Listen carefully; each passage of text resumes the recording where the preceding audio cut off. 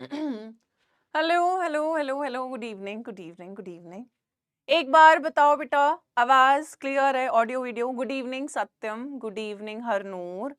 थोड़ा let start हुआ है ना, कल से कुछ ना कुछ ग्लिच ही आ रहा है। एक बार बताएं बेटा, आवाज क्लियर है? Am I audible, am I visible to you?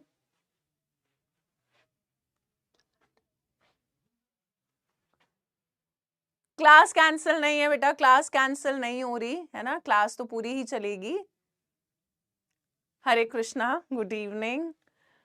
Hello hello hello, hi Varun, Harikesh, ओम नमः शिवाय। चलो, I am good, thank you thank you thank you. आप लोग कैसे हो? पहले बताओ यार, कल वाला लेक्चर कंप्लीट करके आए हो? सच सच बताना, मैंने तुमको कहा था कि आज पीवाई क्यूज करेंगे, तो क्या आप कल वाला लेक्चर रिवाइज करके आए हैं? जल्दी से बताएं। कुछ दुख तकलीफ तो तुम्हें रही होगी कल के लेक्चर में। Voice problem? वॉइस तो नहीं प्रॉब्लम होनी चाहिए यार, इतना बढ़िया माइक है। चलिए, तो एक बार बेटा, आज की क्लास में चैप्टर खत्म है अनन्या, है ना। नेक्स्ट क्लास यानी कल से हम हैलो नहीं, मतलब alcohol, phenols and ether start करेंगे। सो आज की क्लास में हैलो एल्केन्स एंड हेलोरीन्स खत्म हो जाएगा। Will practice questions. अरे डेटा खत्म हो गया तो ये कौन सा बहाना है यार। चलो, नहीं करा तो फिर तुम्हारी गलती है, उसमें मैं कुछ नहीं कर सकती। इफ यू नॉट कंप्लीटेड, क्या कर सकते हैं बताओ। तो बेटा, ये टॉपिक स्टार्ट करने से पहले एक बार क्विक रिवीजन कर लेते हैं कि हमने लास्ट क्लास यानी कल वाली क्लास में जो आपको रिकॉर्डेड फॉर्म में मिली थी, उसमें हमने क्या क्या पढ़ा था। तो जिन्होंने क्लास कल वाली अटेंड करी है वो एक बार अपने नोट्स देखें और मेरे साथ साथ रिवाइज करें और आंसर्स बताएं। तो बेटा, सबसे पहले हमने कल वाली क्लास के अंदर we talked about nucleophilic substitution reaction of haloarenes, है ना। Nucleophilic substitution reaction of haloarenes. अब हमने बात करी थी यार कि हैलोअरीन्स आसानी से न्यूक्लियोफिलिक सब्स्टिट्यूशन रिएक्शन नहीं जाती। इसके मैंने तुम्हें 4 रीजन बताए थे, फटाफट से वो 4 रीजन बता दो यार, जल्दी से जल्दी से जवाब दे। वो 4 रीजन क्या थे? तुम्हें मैंने 4 पॉइंट्स लिखवाए थे और उसी के कोई से पॉइंट में कल हमारा वाईफाई चला गया था। आप वो 4 पॉइंट्स बेटा बता दो, क्यों NS reaction was difficult in haloarenes. पहला रीजन, जल्दी यार, आई एम वेटिंग यार, तुम जवाब ही नहीं दे रहे हो, जल्दी से जवाब दें।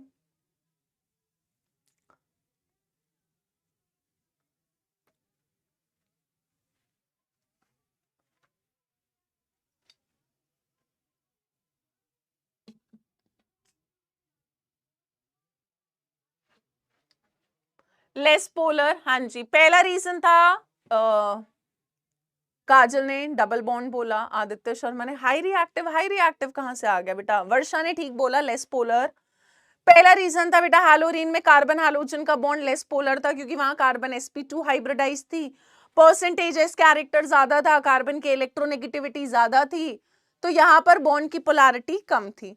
सेकेंड रीजन बिल्कुल सही, कुछ लोग कह रहे हैं, सत्यम और हरनूर ने तो आंसर नहीं दिया, वो गुड इवनिंग ही कह रही है, कि सेकंड रीजन था बेटा रेजोनेंस। यहाँ पे रेजोनेंस था जिसकी वजह से कार्बन हैलोजन में पार्शियल डबल बॉन्ड कैरेक्टर आ जाता है, और हमने बोला कि अगर पार्शियल डबल बॉन्ड कैरेक्टर आ रहा है तो बॉन्ड तोड़ना मुश्किल हो रहा था, न्यूक्लियोफाइल आसानी से सब्स्टिट्यूट नहीं कर पाएगा। तीसरा था, न्यूक्लियोफाइल को बेटा बेंजीन रिंग के इलेक्ट्रॉन क्लाउड से रिपल्शन मिलता है तो न्यूक्लियोफाइल आकर खुश नहीं होता। और चौथा था कि अगर SN1 हुआ, फिनाइल केटायन बना, तो वो अनस्टेबल होता है, तो हैलोअरीन्स अगर जाएंगे न्यूक्लियोफिलिक सब्स्टिट्यूशन तो SN2 से, वो भी बिल्कुल एक्सट्रीम कंडीशंस में। वेरी नाइस वेरी नाइस, अनुभव सिंह, हर्ष शेखावत, ठीक है, बहुत बढ़िया। तो हमने कहा एक्सट्रीम कंडीशन यानी high temperature, high pressure, catalyst वगैरह ये सब देना पड़ रहा था हमको, तब जाकर कहीं न्यूक्लियोफिलिक सब्स्टिट्यूशन रिएक्शन हो रहा था। फिर मैंने तुम्हें लिखवाया कि अगर बेटा हम ऑर्थो या पैरा पोजिशन पर एटलीस्ट एक इलेक्ट्रॉन विड्रॉइंग ग्रुप लगा दे, वो भी बहुत स्ट्रॉन्ग इलेक्ट्रॉन विड्रॉइंग ग्रुप, तो हमने देखा कि वहां पर थोड़ी सी कंडीशन ईज हो गई थी, यानी न्यूक्लियोफिलिक सब्स्टिट्यूशन होने लग गया था। पर वहीं पर मैंने तुम्हें बताया था कि कौन सी पोजीशन पर इलेक्ट्रॉन विड्रॉइंग ग्रुप लगाकर फायदा नहीं है, जल्दी से बता दो।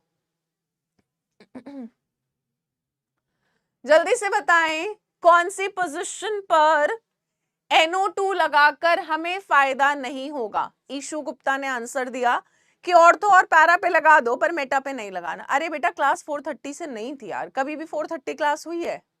4 से ही थी, वो गलत शेड्यूल हो गया था। आपको तो पता है ना यार, आपकी क्लास 4 बजे होती है, ये बातें मत करो तुम। मेटा, बहुत बढ़िया बेटा। मेटा पर NO2 या CF3 कोई भी इलेक्ट्रॉन विड्रॉइंग ग्रुप लगा के कोई फायदा नहीं हो रहा था, क्योंकि नेगेटिव चार्ज कार्बन का मेटा पर आता ही नहीं है कि वो NO2 ग्रुप से स्टेबलाइज हो पाए। नेगेटिव चार्ज या तो ऑर्थो पर आता है या पैरा पर आता है, और NO2 ऑर्थो या पैरा पर लगा हो तो ही फायदा था। नेक्स्ट हमने बात करी थी बेटा इलेक्ट्रोफिलिक सब्स्टिट्यूशन रिएक्शन हैलोअरीन्स का। उसमें आप बता दो मुझे फटाफट से कि जो हैलोअरीन्स होती है बेटा वो कौन सी डायरेक्टिंग होती है, जल्दी बताओ। यानी जो भी इलेक्ट्रोफाइल आएगा, इनकमिंग इलेक्ट्रोफाइल, वो कौन सी पोजीशन पर आएगा? दानिश ने बोला है ऑर्थोपैरा। अब पता नहीं ये पुराने वाले का जवाब दे रहा है या नए वाले का जवाब दे रहा है, जल्दी बोलो भाई। तन्वी त्रिपाठी ऑर्थोपैरा, करिश्मा ऑर्थोपैरा। बेटा हैलोअरीन्स कैसी डायरेक्टिंग होती है? ऑर्थोपैरा, यानी जो नया इलेक्ट्रोफाइल आएगा वो या तो ऑर्थो पर लगेगा या कहां पर लगेगा बेटा? पैरा पर। ये वाली बातें की थी। पर हमने कहा था हैलोअरीन्स थोड़ी सी डीएक्टिवेटिंग होती है, क्योंकि वहां पर माइनस आई इफेक्ट भी होता है, जिसकी वजह से बेंजीन रिंग के इलेक्ट्रॉन डेंसिटी थोड़ी कम हो जाती है। तो जितना आसानी से होना चाहिए था होता नहीं है, हो जाएगा बट थोड़ा मुश्किल होता है। वेरी नाइस, नाइस, ठीक है। उसके बाद हमने अलग अलग इलेक्ट्रोफिलिक सब्स्टिट्यूशन करी थी। मैंने आपको हैलोजिनेशन कराया, उसमें क्लोरीनेशन करा, नाइट्रेशन करा, सल्फोनेशन करा, फ्रिडल क्राफ्ट अल्काइलेशन करा, फ्रिडल क्राफ्ट एसाइलेशन करा। अब मुझे सब में बता दो, जब हमने सारे प्रोडक्ट्स बनाए, हमें ऑर्थो और पैरा आइसोमर मिला था, पर मेजर प्रोडक्ट कौन सा वाला था? जल्दी बताएं। सेकेंड हमने केमिकल प्रॉपर्टी करी थी बेटा इलेक्ट्रोफिलिक सब्स्टिट्यूशन रिएक्शन ऑफ हैलोअरीन्स। जल्दी से बता दो भाई। पैरामेजर था, पैरामेजर था। वेरी नाइस, है ना। चलिए थर्ड केमिकल प्रॉपर्टी बेटा हेडिंग डाल दो, थर्ड। चलिए थर्ड केमिकल प्रॉपर्टी डालें बेटा रिएक्शन विद मेटल्स, फटाफट से।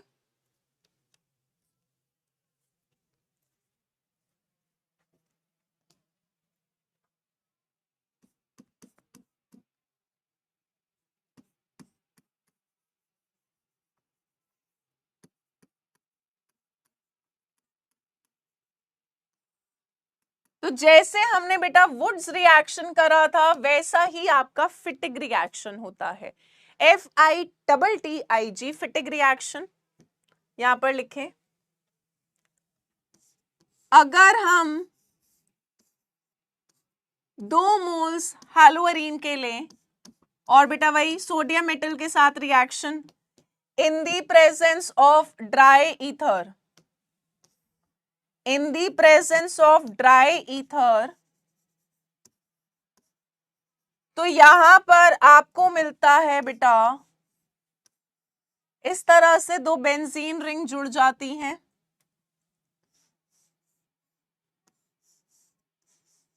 और साथ में मिल जाएगा 2 मोल्स ऑफ NaCl। क्या मिल जाएगा बेटा? 2 मोल्स ऑफ NaCl। इस कंपाउंड को बेटा, इस कंपाउंड को बुलाते हैं बाइफिनाइल।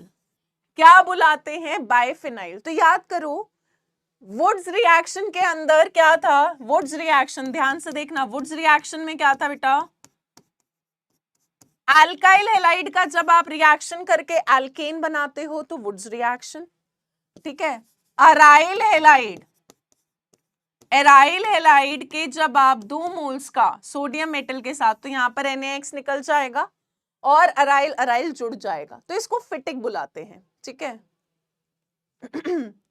बेटा वॉइस तो क्लियर होगी और वीडियो भी क्लियर ही होगी, है ना।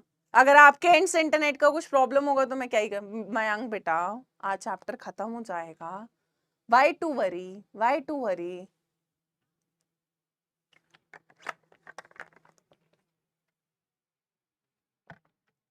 ठीक है, तो ये हो गया बेटा आपका फिटिक रिएक्शन। चलो अब अगर हम इन दोनों रिएक्शन को मिला दें, यानी वुड्स और फिटिक को मिक्स कर दें, तो हमें मिल जाएगा बेटा वुड्स फिटिक रिएक्शन।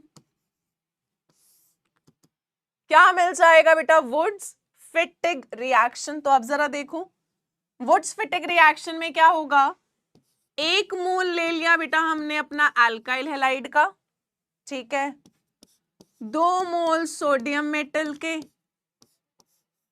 और 1 मोल ले लिया हमने अराइल हैलाइड का। ठीक है, तो यहां पर जल्दी से सोचें,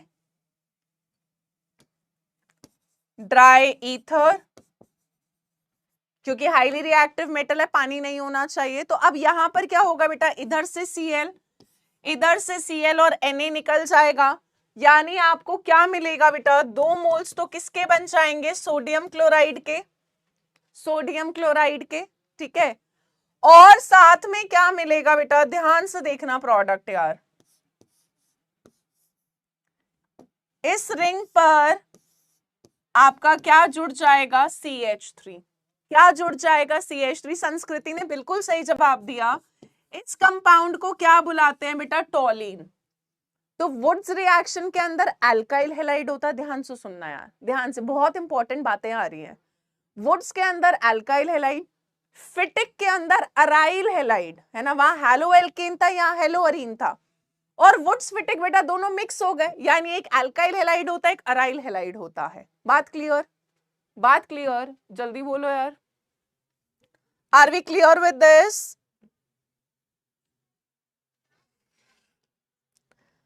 आगे बढ़े बेटा थर्ड रिएक्शन पर।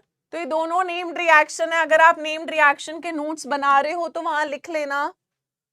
आगे बढ़े,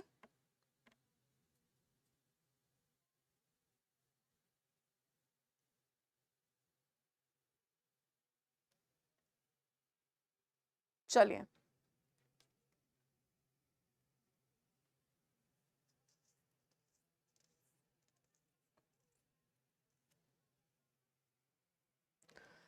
थर्ड रिएक्शन लिखो। थर्ड, थर्ड में कुछ ऐसा लंबा चौड़ा नहीं है ना,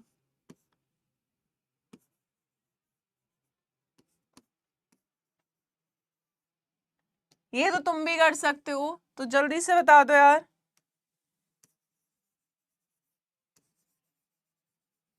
क्या बनेगा, जल्दी बनाओ यार, ये बेटा हमने करा हुआ है,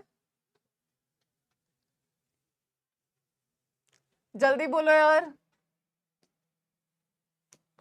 ग्रिग्नार्ड रिएजेंट की फॉर्मेशन हो जाएगी बेटा, जैसे हमने RX का रिएक्शन Mg के साथ करा था तो RMgX बना था। अब R की जगह अराइल हैलाइड है, तो क्या बन जाएगा बेटा, क्या आ जाएगा आपके पास, अराइल MgBr। ठीक है, हाँ जी, बेंजीन पर MgBr ग्रिग्नार्ड रिएजेंट हो गया ना। तो ग्रिग्नार्ड रिएजेंट के अंदर बेटा RMgX भी हो सकता है, अराइल भी हो सकता है, अल्काइल भी हो सकता है, अराइल भी हो सकता है। बात क्लियर? तो यहां से भी ग्रिग्नार्ड रिएजेंट बन सकता है जब हम मैग्नीशियम मेटल के साथ रिएक्शन कराएंगे इसका। चलिए फोर्थ लिखें, उलमान रिएक्शन। उलमान रिएक्शन बहुत आसान सी है,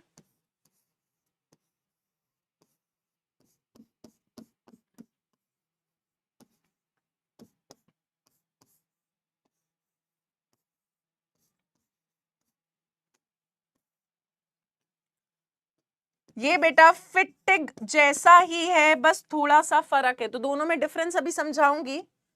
सो यहां पर ध्यान दें, ये निकल जाएगा तो बेटा यहां पर आपको मिल जाता है Cu2I2, क्या मिल जाता है Cu2I2, और आपको यहां पे प्रोडक्ट में क्या मिल जाएगा बेटा, दोनों बेंजीन रिंग, ये थोड़ा सा एक्स्ट्रा है, ये एनसीईआरटी में नहीं दे रखा,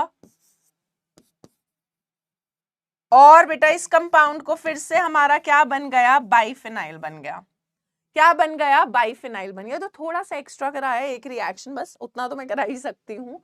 सो बेटा दोनों सेम है, बस रिएजेंट का फर्क है। फिटिक के अंदर आप सोडियम मेटल लेते हो, उलमान के अंदर आप कॉपर लेते हो। इसके अलावा बेटा फिटिक के अंदर हम नॉर्मल हैलोरीन जो लेते हैं, आपका क्लोरीन हो सकता है, ब्रोमीन वाला भी हो सकता है ना, क्लोरोबेंजीन या ब्रोमोबेंजीन, पर याद रखिए उलमान के अंदर बेटा पर्टिकुलरली आइडोबेंजीन होता है, पर्टिकुलरली क्या होता है, आइडोबेंजीन होता है। सो ये तीनों रिएक्शन, चार एक्चुअली में एक जगह लिख लेना, वुड्स Rx + 2Na है ना, 2Rx + 2Na RR। फिटिक के अंदर बेटा अराइल हैलाइड जब कंबाइन करते हैं सोडियम मेटल के साथ तो आपको बाइफिनाइल मिलता है। वुड्स फिटिक कंबाइन कर दो, यानी 1 mole alkyl halide 1 mole aryl halide plus sodium metal, तो वहां पर आपको अल्काइल और अराइल है ना, अल्काइल और अराइल दोनों पार्ट मिलता है। और चौथा हो गया बेटा उलमान रिएक्शन, जहां पर आपके पास हैलोअरीन है पर कौन सा वाला है, आइडोबेंजीन, सोडियम मेटल नहीं है, अब कॉपर है, कॉपर, ठीक है। अरे भाई ये वो फिनाइल नहीं है जहर वाली, यहां तक नोट हुआ, आगे बढ़े।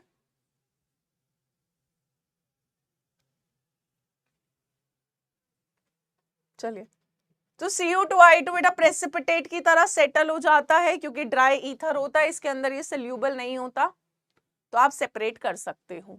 चलिए नेक्स्ट केमिकल प्रॉपर्टी कर रहे हैं बेटा रिडक्शन, रिडक्शन। सो अगर आप हैलोअरीन को रिड्यूस करते हो, है ना, you reduce it by providing hydrogen in the presence of nickel aluminium alloy and NaOH की प्रेजेंस में, तो बेटा आपका अल्काइल हैलाइड रिड्यूस हो जाता है इनटू बेंजीन, ठीक है, Br की जगह लग जाएगा H और एक HBr अलग हो जाता है, ठीक है। तो ये रिडक्शन हो गई, रिडक्शन का मतलब होता है बेटा addition of hydrogen. So bromobenzene से आपको बेंजीन मिल जाता है। सो जैसे हमने वहां पे Rx को रिड्यूस करा था RH में, ऐसे ही आप हैलोअरीन को बेंजीन रिंग में रिड्यूस कर सकते हो, ठीक है। समीक्षा बेटा रिएक्शन तो हर चैप्टर में आएगी, ऑर्गेनिक में रिएक्शन तो आएंगी ही ना यार, बट सबसे अच्छी बात क्या है इस ऑर्गेनिक केमिस्ट्री की, कि अगर आपको चीजें समझ आ जाए तो इससे इंटरेस्टिंग कुछ नहीं है। तो मैं बार बार आप लोगों को यही बोलती रहती हूँ कि आप अपने नोट्स रिवाइज करते रहो, बार बार रिवाइज करते रहो, रेगुलर रिवीजन करो ताकि चीजें याद रहें, है ना। अनुकृति ने उसको जवाब दे ही दिया है कि ऑर्गेनिक में रिएक्शन ही रिएक्शन है। एंड यू गाइस तो एक्चुअली में आर वेरी लकी कि आप लोगों का पी ब्लॉक डिलीट हो गया। भाई तुम पी ब्लॉक कर लेते तुम पागल हो जाते, पी ब्लॉक में तो इतनी रिएक्शंस हैं। नोट हुआ बेटा, आगे बढ़े पॉली हैलोजन कंपाउंड्स पर। तो अब कृपया अपनी एनसीईआरटी की किताबें बाहर निकाल लें। बेटा महक फिनाइल हम तब लगाते हैं जब benzene ring as a substituent होती है, ठीक है, एज अ सब्स्टिट्यूएंट नाम में, तब फिनाइल होता है, ठीक है। अब यहां पर दो बेंजीन रिंग एक साथ जुड़ी हुई है कार्बन कार्बन के बॉन्ड से, तो मैं इसको बेंजीन बेंजीन थोड़ा ना लिखूंगी बेटा, इस पूरे कंपाउंड को एक फिनाइल रिंग हो गई, एक फिनाइल रिंग हो गई, दो बार आ गया तो बाइफिनाइल रिंग बोल दिया, ठीक है। यहां तक नोट हो गया। एनसीईआरटी सबने बाहर निकाल ली भाई अपने बैग से, स्कूल के बैग से, फटाफट से एनसीईआरटी की किताब ढूंढ कर लाओ। तो बेटा पॉली हैलोजन कंपाउंड्स हम एनसीईआरटी में ही अंडरलाइन करेंगे। पहला पॉली हैलोजन कंपाउंड, प्लीज मैं I want to save time on this, क्योंकि मैं चाहती हूं कि हम क्वेश्चंस वाले पार्ट पर थोड़ा ज्यादा टाइम लगाएं।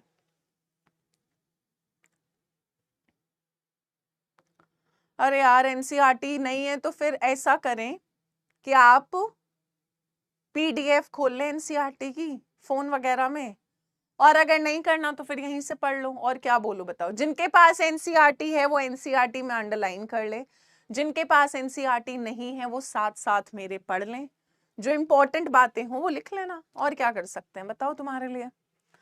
पहला है बेटा polyhydrogen compound that is dichloromethane. The first polyhydrogen compound is dichloromethane,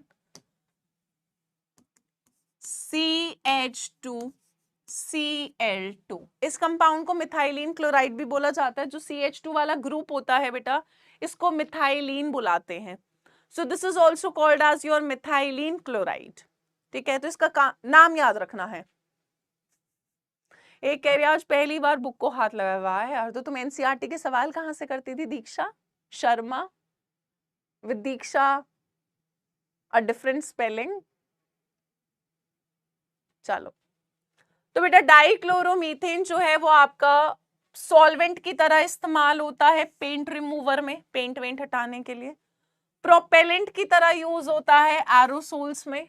ठीक है, एरोसोल्स होते हैं बेटा एक कोलॉइड एयर इन मतलब लिक्विड इन एयर होता है, जो आपके जैसे परफ्यूम्स के कैंस होते हैं, एरोसोल्स या डीओस के जो कैंस होते हैं उसमें प्रोपेलेंट की तरह यूज होता है। इसके अलावा बेटा सॉल्वेंट, प्रोसेस सॉल्वेंट की तरह ड्रग्स वगैरह मैन्युफैक्चरिंग करने में। जो काम की बातें मैं वो बता रही हूँ।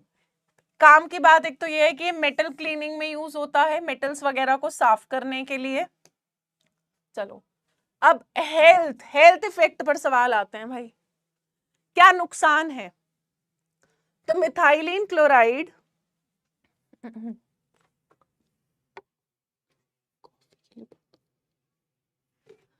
मिथाइलिन क्लोराइड क्या करता है बेटा? सेंट्रल नर्वस सिस्टम को नुकसान पहुंचाता है। ठीक है, सेंट्रल नर्वस सिस्टम तो सबको समझ आता है ना, सीएनएस। तो यहाँ इसमें क्या होता है कि अगर lower level of methylene chloride air के अंदर है तो थोड़ा बहुत हियरिंग इंपेयर हो सकती है, यानी हियरिंग लॉस हो सकता है, विजन में भी प्रॉब्लम आती है। इसके अलावा बेटा methylene chloride central nervous system को स्लो डाउन कर देता है, डिप्रेस करता है, नुकसान पहुंचाता है। तो हार्मफुल इफेक्ट याद रखने हैं। It harms this central nervous system. इसके अलावा थोड़ी हियरिंग वगैरह और विजन में प्रॉब्लम आने लग जाती है। पर अगर हायर लेवल प्रेजेंट हो मिथाइलिन क्लोराइड का एयर में, मान लो आप ऐसी जगह पे रहते हो जहां पर इंडस्ट्रीज बहुत है, इंडस्ट्रियल पोल्यूटेंट बहुत ज्यादा रिलीज हो रहा है और वहां पर एयर के अंदर मिथाइलिन क्लोराइड काफी प्रेजेंट है, तो बेटा अगर एयर में ज्यादा है तो डिजीनेस सबको समझ आता है, चक्कर वगैरह आने लग जाते हैं। ठीक है, नोशिया, टिंगलिंग इफेक्ट, और जो नंबनेस है फिंगर्स एंड टोज में। ठीक है, जो फिंगर्स और टोज नंब समझ आता है ना, कुछ फील होना बंद हो जाता है, वो होना स्टार्ट हो जाता है। ठीक है, इसके अलावा बेटा ह्यूमंस की अगर मिथाइलिन क्लोराइड के साथ डायरेक्ट स्किन कांटेक्ट हो जाए, यानी आपकी स्किन पर methylene chloride by any chance lab के अंदर गिर गया, तो यहाँ पर इंटेंस बर्निंग होती है, यानी स्किन जल जाती है। इसके अलावा रेडनेस हो जाती है, स्किन लाल हो जाती है, जल जाती है। और अगर बेटा methylene chloride by any chance आंख में कभी गलती से स्प्लैश हो गया तो it can burn the cornea also, cornea को भी जला देता है, इतना हार्मफुल केमिकल है। तो ये हार्मफुल इफेक्ट से सवाल आ जाता है। ऐसा करो तुम लोग आपस में ही चैट कर लो, मैं सीधा क्वेश्चंस करा देती हूँ और ये टॉपिक छोड़ देती हूँ, क्योंकि अब तुमको लिखना नहीं है, मना कर दिया कि एनसीईआरटी में अंडरलाइन कर लो इंपॉर्टेंट बातें, तो तुम लोगों ने अलग ही बातें शुरू कर दी हैं यार। यार पता नहीं पुनीत, मेरे मैसेज और किसी को नहीं दिखते क्या? दीपिका जी, आर्म रेसलिंग, नितेश अपना काम करो भैया। वाह यार वाह यार, क्या टैलेंट है क्लास के अंदर, क्या टैलेंट है। मेरे को लग रहा है कि चार्ट बंद करानी पड़ेगी तुम्हारी क्लास की। वही कर दूं क्या?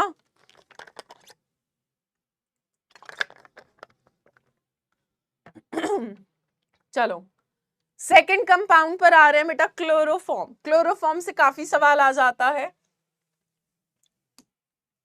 So chloroform, IUPAC nomenclature में we call it as trichloromethane, formula होता है बेटा CHCl3, ठीक है। तो केमिकली क्लोरोफॉर्म को as a solvent for fats, alkaloids, iodine, other substances के लिए यूज होता है, ठीक है। अल्कलॉइड्स वो सब्सटेंसेस होते हैं आपके जो ड्रग्स वगैरह के लिए यूज होते हैं। सबसे ज्यादा जो क्लोरोफॉर्म का यूज पाया जाता है that is in the production of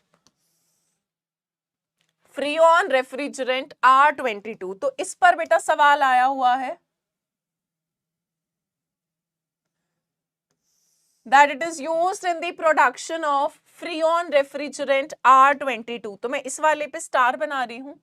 इस वाले यूज से सवाल आया हुआ है कि इनमें से कौन सा पॉलीहाइड्रोजन कंपाउंड R22 बनाने के लिए यूज होता है। तो R22 बनाने के लिए आए होए होए निशांत त्रिपाठी को देखो कितना इंटरेस्ट आ रहा है ड्रग्स वगैरह, फिर बता दो। अल्कलॉइड्स बेटा वो सब्सटेंसेस होते हैं जिनसे आपके ड्रग्स बनते हैं। ड्रग्स एक तरह के नहीं होते हैं जो तुम्हारे दिमाग में चल रहा है, ठीक है। ड्रग्स बेटा मेडिसिन की तरह होते हैं, जब एक्सेस में कर लेते हैं तब प्रॉब्लम होती है। सो अल्कलॉइड्स हो गए आपके कोडीन, मॉर्फिन, है ना, हेरोइन, जो तुमने नाम सुने हैं फिल्मों में, सीरीज के अंदर। चलिए, सो फ्रीऑन रेफ्रिजरेंट R22, ये R बेटा एक नॉर्मल नाम दिया गया है जो फ्रिज वगैरह के अंदर रेफ्रिजरेंट, जब हम फ्रिज खोलते हैं इतनी कूलिंग हो रही होती है तो उसके अंदर यूज होता है। इसके अलावा पहले के टाइम पर तुमने CID के अंदर देखा होगा, हैंकी के अंदर क्लोरोफॉर्म लगा देते और लोगों को बेहोश कर देते थे। तो पहले के टाइम पर ये एक जनरल एनेस्थेटिक की तरह यूज होता था सर्जरी वगैरह में, पहले के टाइम पर यार, पहले के टाइम पर अब इसको रिप्लेस कर दिया गया है with less toxic, safer anesthetic such as ether। तो अब सर्जरी में क्लोरोफॉर्म नहीं दिया जाता क्योंकि क्लोरोफॉर्म इज लिटिल टॉक्सिक। तो अब बेटर एनेस्थीसियाज आ चुके हैं, ठीक है। देखा है ना, सबने CID में देखा होगा, वही सब करते थे, है ना, दया कुछ गड़बड़ है, कुछ गड़बड़ है वाला सीन। सो वहां पे जनरली यही दिखाया जाता था कि हैंकी के अंदर क्लोरोफॉर्म लगाया और सुंगा दिया, बंदा बेहोश हो गया। बट अब हम जब ऑपरेशंस या सर्जरीज वगैरह होती हैं तो बेटर एनेस्थीसियाज डेवलप हो चुके हैं, we try to use that once. इसके अलावा हम बोलते हैं बेटा कि जब हम अगर क्लोरोफॉर्म की अगर हम बात करें, क्लोरोफॉर्म को अगर इनहेल करा जा रहा है ना, अगर एयर के अंदर इसकी वेपर्स प्रेजेंट है, तो ये भी सेंट्रल नर्वस सिस्टम को क्या करता है, डिप्रेस करता है। और अगर आपने 900 पार्ट्स 900 ppm 900 पार्ट्स पर मिलियन के पार्टिकल्स क्लोरोफॉर्म के इनहेल कर लिए, ब्रीद कर लिए, तो भाई चक्कर आने लगेंगे, सर दुखने लग जाता है। तो जब लैब के अंदर क्लोरोफॉर्म से काम करा जाता है तो बेटा क्लोरोफॉर्म से काम करने से पहले जनरली हम क्या करते थे, मास्क लगाते थे, क्योंकि क्लोरोफॉर्म की वेपर्स अगर हमारी जाएंगी कॉन्टिन्यूसली तो यहाँ पर क्या होता है, प्रॉब्लम, सर दर्द होने लग जाएगा, आप काम कैसे कर पाओगे। तो ज्यादा क्लोरोफॉर्म की वेपर्स हमें इनहेल नहीं करनी होती हैं, ठीक है। अरे बेटा रवि कितनी देर से बोल रही हूँ, क्लास 4:30 नहीं थी, 4 बजे थी, आपको पता है। आपको क्यों लगा कि क्लास शेड्यूल चेंज हो जाएगा? नहीं बेटा, क्लास 4 बजे ही थी, 4 बजे ही थी, ज्यादा कुछ छूटा नहीं है, कोई बात नहीं, आपने लेट ज्वाइन करा, अभी से लाइव अटेंड कर लो, बाकी रिकॉर्डेड देख लेना। ओहो, ड्रग्स से यूफोरिया आ जाती है। यूफोरिया तुम सबने खूब देखा हुआ है, उम्र है तुम्हारी यूफोरिया देखने की। ये सब देखने में जो तुमने टाइम वेस्ट करा वही टाइम तुम पढ़ाई में लगा देती प्रीति, तो कितना बढ़िया हो जाता है प्रीति। चलो, इसके अलावा बेटा क्लोरोफॉर्म की एक्सपोजर से लिवर डैमेज होता है, ठीक है। इसके अलावा अगर क्लोरोफॉर्म मेटाबोलाइज हो जाए हमारी बॉडी के अंदर, बाय एनी चांस किसी ने क्लोरोफॉर्म गलती से पी लिया, चला गया, तो बेटा क्लोरोफॉर्म जो होता है वो हमारी बॉडी के अंदर मेटाबोलाइज हो जाता है इनटू फॉस्जीन, वो भी लिखवा रही हूँ, बहुत टॉक्सिक सब्सटेंस होता है, किडनीज वगैरह को भी डैमेज करता है। इसके अलावा बेटा सोर्स, अगर हमारी स्किन पर क्लोरोफॉर्म गिर जाए, आपका हाथ मान लो गलती से क्लोरोफॉर्म के सोल्यूशन में डिप हो गया या स्प्लैश हो गया, तो हाथ पर छाले पड़ जाते हैं, ठीक है।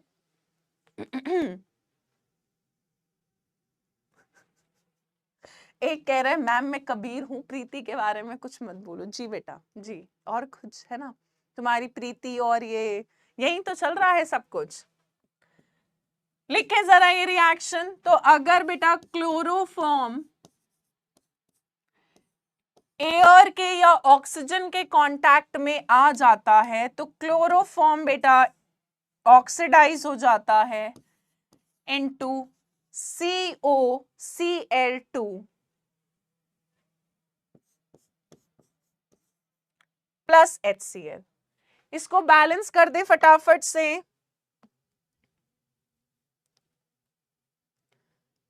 बैलेंस करें जल्दी से यार।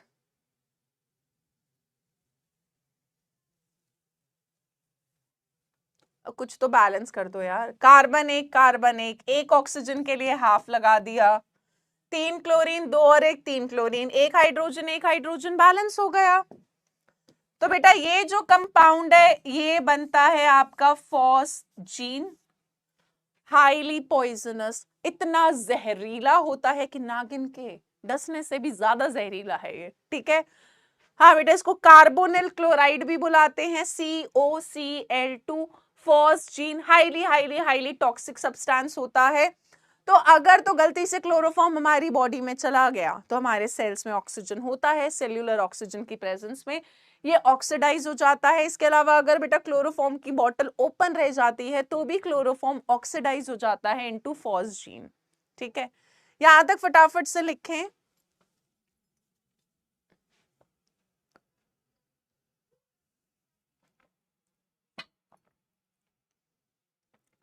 यहां तक सबने लिखा? कहाँ 2 लगा दूं, क्यों 2 लगा दूं, क्या जरूरत है, इसको आधा ना कर दूं। चलिए तो बेटा अब क्या क्या सवाल यहां से आते हैं ये सारी चीजें लिखे। पहला पॉइंट कि जो क्लोरोफॉर्म होता है बेटा that is stored in dark coloured bottles. एक तो बेटा इसको अंधेरे में या तो रखें या फिर डार्क कलर की जो बॉटल्स होती है, जो ब्राउन कलर की बॉटल्स होती हैं उसमें रखा जाता है। सनलाइट से दूर रखा जाता है, एयर से दूर रखा जाता है ना। बॉटल जैसे ही क्लोरोफॉर्म आपने बॉटल से यूज करा फटाफट से बॉटल को बंद करना है, अदरवाइज क्लोरोफॉर्म ऑक्सीडाइज हो जाता है, ठीक है। तो ये बहुत कॉमन क्वेश्चन है कि क्लोरोफॉर्म को डार्क कलर्ड बॉटल्स में क्यों रखा जाता है, ताकि बेटा वो ऑक्सीडाइज ना हो इनटू फॉस्जीन। सेकंड, जो कभी कभी रिएक्शन पूछ लिया जाता है, तो बेटा अगर हम क्लोरोफॉर्म की रिएक्शन कराते हैं सिल्वर मेटल के साथ, ये बहुत इंपॉर्टेंट रिएक्शन है, कन्वर्जन में काम आता है, तो हमें मिलता है CH triple bond CH plus AgCl। Balance कर लेते हैं यार, CH 2 बार आ रहा है तो यहां 2 लगाना पड़ेगा, 2 3 6 और 6। तो आप बेटा क्लोरोफॉर्म से डायरेक्ट इथाइन बना सकते हो, ठीक है। तीसरा, अगर हम क्लोरोफॉर्म की रिएक्शन कराते हैं विथ कॉन्सेंट्रेटेड नाइट्रिक एसिड, तो हमें मिलता है बेटा CCl3NO2। इसको बुलाते हैं टीयर गैस, ऐसी गैस जिससे आंखों में आंसू आ जाते हैं, टीयर गैस। इस कंपाउंड को एक और नाम से बुलाते हैं क्लोरोपिकरिन, साथ में बनता है H2O, ठीक है। बैलेंस एक बार देख लो यार, है या नहीं है। H1 H2, इधर 2, 3 ऑक्सीजन 2 और 1 3 ऑक्सीजन 1 कार्बन 3 क्लोरीन। वाह यार, बैलेंस है। जल्दी से नोट करें यहां तक।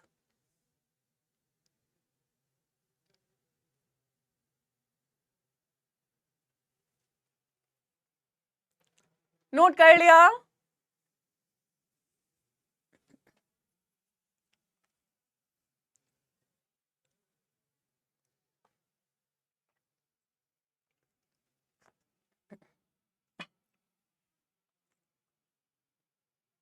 ये बेटा एनसीईआरटी में ऐड कर लो, नोट्स में ऐड करना है वहां ऐड कर लो, तुम्हारी मर्जी है, बस ऐड होना चाहिए।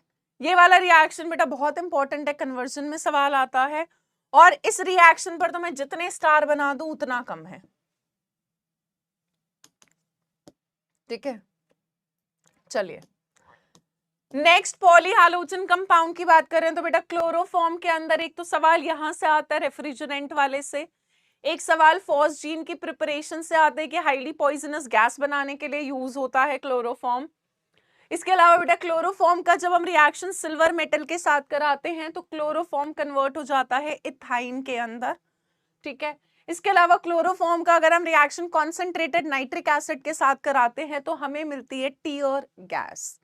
अलग अलग तरह की गैस होती है, laughing gas N2O, tear gas CCl3NO2, इसके अलावा मार्श गैस मीथेन बुलाते हैं जिसको।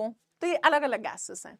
सॉर्टेड, आगे बढ़े, चलिए नेक्स्ट बात कर रहे हैं बेटा आइडोफॉर्म। तो जैसे क्लोरोफॉर्म था CHCl3, ये हो जाएगा आपका आइडोफॉर्म, क्या हो जाएगा बेटा CHI3, वो था ट्राइक्लोरोमीथेन, ये क्या हो जाएगा आपका ट्राई आइडोमीथेन, ट्राई आइडोमीथेन। तो बेटा पहले के टाइम पर, पहले इसको as an antiseptic, it was used earlier as an antiseptic, पर फिर देखा गया कि जो एंटीसेप्टिक प्रॉपर्टी है ना वो आइडोफॉर्म के अंदर नहीं थी, आइडोफॉर्म से जो आयोडीन रिलीज होती है उसके अंदर थी। तो फिर कहा कि भाई इससे बेटर कुछ और यूज कर लो ना एंटीसेप्टिक। तो आपने शायद बेटा बचपन में पढ़ा होगा, 9वीं में पढ़ाया जाता है टिंक्चर ऑफ आयोडीन। तो टिंक्चर ऑफ आयोडीन के अंदर क्या होता है, आयोडीन जो होता है वो आपका इथेनॉल के अंदर होता है। तो अब बेटा ट्राई आइडोमीथेन यानी iodoform is not used as an antiseptic, antiseptic property जो होती है वो I2 की वजह से होती है, नॉट आइडोफॉर्म। तो अब आइडोफॉर्म की बजाय बेटर एंटीसेप्टिक यूज होते हैं। इसके अलावा बेटा आइडोफॉर्म की जो स्मेल थी वो बहुत इरिटेटिंग, मतलब इरिटेटिंग स्मेल थी, ऑब्जेक्शनेबल थी। तो अब हम जैसे तुमने सुना होगा जब चोट लगती है तो हम ये लगाते हैं बीटाडीन, तो बीटाडीन के अंदर बेटा आपका आयोडीन का ही फॉर्मुलेशन होता है। ठीक है, चलिए अब आइडोफोम का एक बहुत पॉपुलर टेस्ट है जिसको हम बुलाते हैं बेटा आइडोफोम टेस्ट। इसको हम एल्डिहाइड कीटोन वाले चैप्टर में दोबारा करेंगे, अभी के लिए मैं सिर्फ आपको बता रही हूं।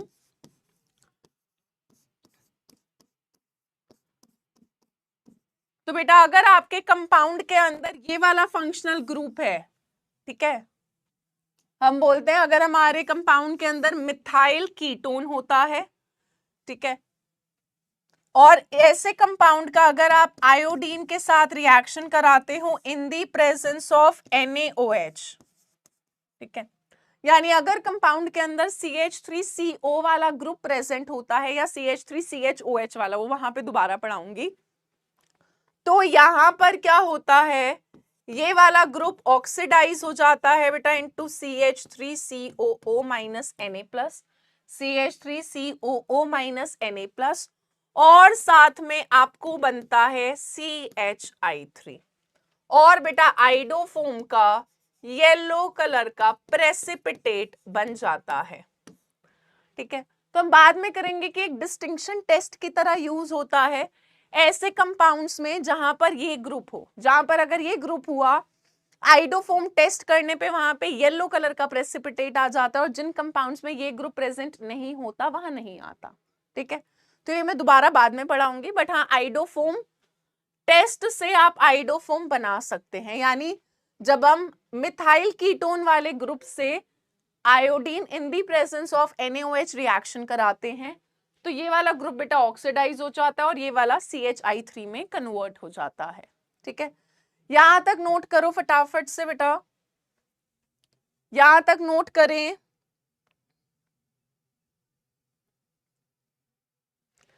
नेक्स्ट पॉलीहैलोजन कंपाउंड करेंगे, फिर थकते नहीं हो वैसे तुम लोग यार चैटिंग करने से।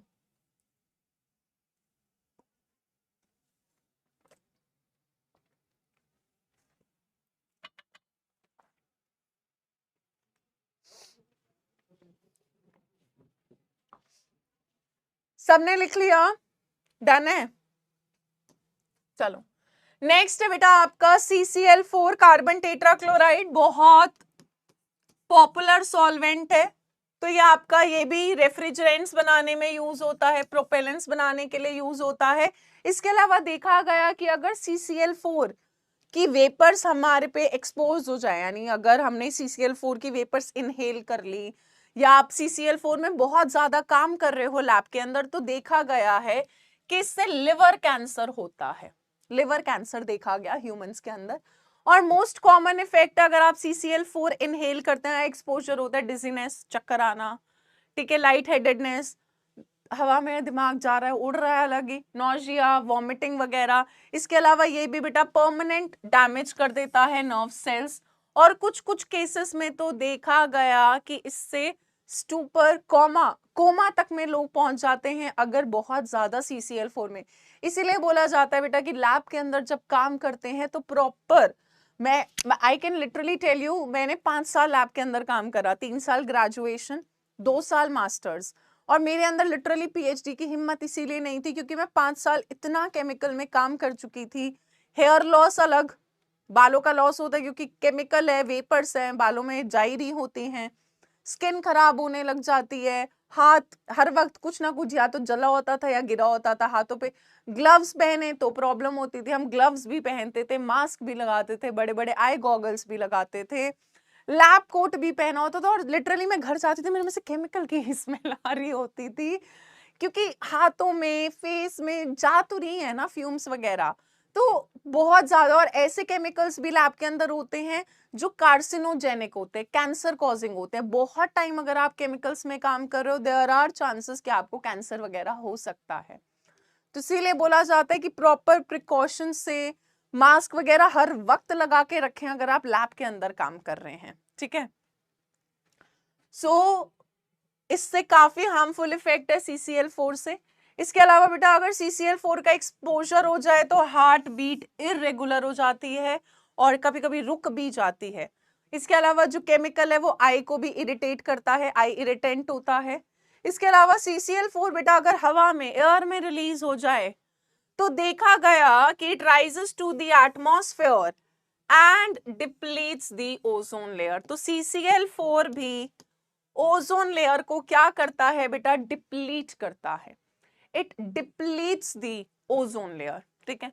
और हमें पता है ओजोन लेयर हमारे लिए क्यों फायदेमंद है, जल्दी बता दो, यहाँ देखना मत है ना, चीटिंग मत करना तुम, बताओ यार ओजोन लेयर हमारे लिए क्यों फायदेमंद है, क्यों चाहिए, हम क्यों बोलते रहते हैं कि ओजोन लेयर में होल हो रहा है, ओजोन होल हो रहा है, क्यों बेटा हमें ओजोन लेयर चाहिए, क्यों प्रोटेक्ट कर रही है, किससे प्रोटेक्ट कर रही है, ये जल्दी बता दो भाई, ये बचपन में तुमने पढ़ा है, EVS, ज्योग्राफी, इन सब में पढ़ा होगा।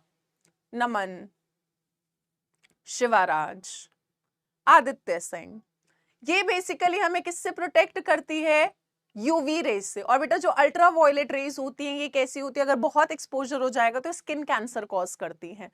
तो अगर ओजोन की लेयर पतली होती जाएगी तो सन से यूवी रेज अर्थ के अंदर एंटर करेंगे एंड स्किन कैंसर के चांसेस बढ़ते जाएंगे, ठीक है। सो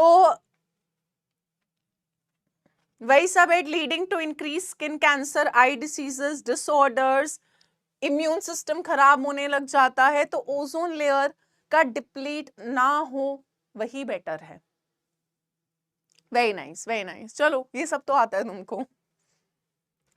सो ओजोन लेयर की डिप्लीशन से काफी प्रॉब्लम्स होती हैं, इसीलिए इन केमिकल्स को प्रॉपर डिस्पोज ऑफ करना बेटर है रादर देन इन केमिकल्स को हम एयर में रिलीज कर दें, because they are harmful, they are harmful, ठीक है।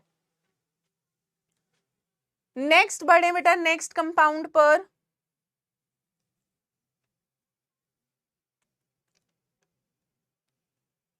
ये वाली बात क्लियर है सबको कि depletion of the ozone layer is believed to increase human exposure to ultraviolet rays which leading to the increased skin cancer। ये बात क्लियर है, बढ़िया, कोई बात नहीं बेटा, ये सारा NCERT से ही है, मैंने स्टार्टिंग में कुछ बहुत इंपॉर्टेंट नहीं पढ़ाया, तो अगर कुछ टॉपिक छूट गया है it is okay, it is okay. चलिए नेक्स्ट बात कर रहे हैं बेटा फ्रीऑन्स। इनसे बहुत सवाल आता है तो मैं पहले ही इन पर स्टार बना रही हूँ, दे आर वेरी इंपॉर्टेंट। तो बेटा फ्रीऑन्स जो होते हैं वो क्लोरोफ्लोरोकार्बन्स होते हैं। क्लोरोफ्लोरोकार्बन यानी कार्बन है, उस कंपाउंड के अंदर क्लोरीन भी होगा फ्लोरीन भी होगा। Chlorofluorocarbons of methane and ethane are collectively called as your freons. ठीक है, फ्रीऑन्स बुलाते हैं। तो पहले तो डेफिनेशन जो तुम्हारे लिए बहुत इंपॉर्टेंट है, the chlorofluorocarbon compounds of methane and ethane are collectively known as freons। ये बहुत ज्यादा स्टेबल होते हैं, अनरिएक्टिव होते हैं, नॉन टॉक्सिक होते हैं, नॉन कोरोसिव होते हैं, और ये आसानी से बेटा लिक्विफाई भी हो जाती हैं। यानी जो फ्रीऑन्स होते हैं आप आसानी से इन गैसेस को लिक्विड में लिक्विफाई कर सकते हो। अब ये वाला जो फ्रीऑन 12 है CCl2F2 या फिर ऐसे भी लिखा होता है CF2Cl2। ठीक है, डाइफ्लोरो डाइक्लोरो नहीं, पहले डाइक्लोरो आएगा अल्फाबेटिकली ना, C डाइक्लोरो डाइफ्लोरो मीथेन, ये सबसे कॉमन फ्रीऑन है। और बेटा आप इस फ्रीऑन को कैसे बना सकते हो, by tetrachloromethane and using Swarts reaction. अब याद करो यार स्वार्ट्ज रिएक्शन में क्या था यार, अगर मैंने CCl4 लिया और बेटा AgF के साथ हैलोजन एक्सचेंज कराया, देखना जरा एक बार कराया तो क्या बनेगा बेटा, CCl3F प्लस AgCl। जल्दी बोलो, स्वार्ट्ज रिएक्शन हैलोजन एक्सचेंज। एक और बार बेटा इसको मैंने रिएक्शन करा दिया AgF के साथ, तो CCl2F2 एक और क्लोरीन एक्सचेंज हो गई और साथ में क्या बन गया, AgCl। साथ में क्या बन गया, AgCl। तो अगर हम स्वार्ट्ज रिएक्शन लगाएं, स्वार्ट्ज रिएक्शन लगाए कार्बन टेट्राक्लोराइड या टेट्राक्लोरोमीथेन, और इसमें 2 क्लोरीन को मैं 2 फ्लोरीन से एक्सचेंज करा दूं, हैलोजन एक्सचेंज करा दे, तो हम क्या बना सकते हैं बेटा, फ्रीऑन्स बना सकते हैं। ठीक है, क्लोरोफ्लोरोकार्बन्स बना सकते हैं। अब हमने यही बात करी, कंपाउंड हाईली स्टेबल है, रिएक्ट करते नहीं, नॉन टॉक्सिक होते हैं, आसानी से लिक्विफाई हो जाते हैं, और स्वार्ट्ज रिएक्शन लगाकर मैंने ये बना लिया है। बात क्लियर है? तो हम बना सकते हैं, ऐसी बात नहीं है किसी के दिमाग में आ रहा हो मैम कैसे बनाएं, कैसे बना होगा लैब के अंदर, तो you guys can relate now. तो हमने कहा भाई ये स्वार्ट्ज रिएक्शन से प्रोड्यूस हो जाता है कि ज्यादातर बेटा आपके रेफ्रिजरेशन में एसीज के अंदर जो आपके एसी इतनी बढ़िया ठंडक कर रहे होते हैं उनके अंदर ये रेफ्रिजरेंट ही डला होता है, फ्रीऑन्स डले होते हैं। अब सबसे बड़ी दिक्कत क्या है, जो फ्रीऑन्स है या आपकी फ्रिज की कूलिंग में, एसी की कूलिंग में डले होते हैं। अब होता क्या है बेटा, ये जो फ्रीऑन्स होते हैं ये एटमॉस्फेयर में बहुत आसानी से अपना रास्ता ढूंढ लेते हैं, और ये क्या करते हैं, ये स्ट्रेटोस्फेयर में भी पहुंच जाते हैं। एटमॉस्फेयर में एंटर हुए फिर स्ट्रेटोस्फेयर में पहुंचे, क्योंकि बहुत स्टेबल होते हैं तो एटमॉस्फेयर में रिएक्ट नहीं करते, अनचेंज्ड रहते हैं। अब होता है क्या है बेटा, स्ट्रेटोस्फेयर के अंदर ये तहलका मचाना शुरू कर देते हैं। ये क्या करते हैं, फ्री रेडिकल रिएक्शन स्टार्ट कर देते हैं, जिससे आपकी ओजोन का जो बैलेंस है वो खराब होना स्टार्ट हो जाता है। यानी ये भी ओजोन की क्या कराते हैं बेटा, डिप्लीशन कराते हैं। आप आजकल देख नहीं रहे हो ग्लोबल वार्मिंग कितनी हो चुकी है, आपने देखा इस साल कितनी बारिश हो रही है, क्या पहले के टाइम पर इतनी बारिशें होती थी? नहीं। आज की डेट में हर महीने बारिश होती है। पहले मॉनसून का एक पर्टिकुलर टाइम था कि भाई ये जो जून जुलाई अगस्त वाला टाइम है इसी में बारिश होगी, और अब आज की डेट में देखो हर महीने बारिश होती है। I will be very honest, मेरी शादी पिछले साल 21 जनवरी को हुई थी। भाई जनवरी में इतनी ठंड होती है, शादी के टाइम बारिश नहीं हुई थी, मतलब जब विदाई होती है, जब डोली जारी होती है उस टाइम पे बारिश हो गई। हम ऐसे, अब हम दोनों एक दूसरे में, एक कहावत है ना, कौन जो कढ़ाइया चाटता है उसकी शादी में जरूर बारिश होती है, ऐसा कहा जाता है। हम दोनों कौन था जो कढ़ाई से खाना खाता था लास्ट में।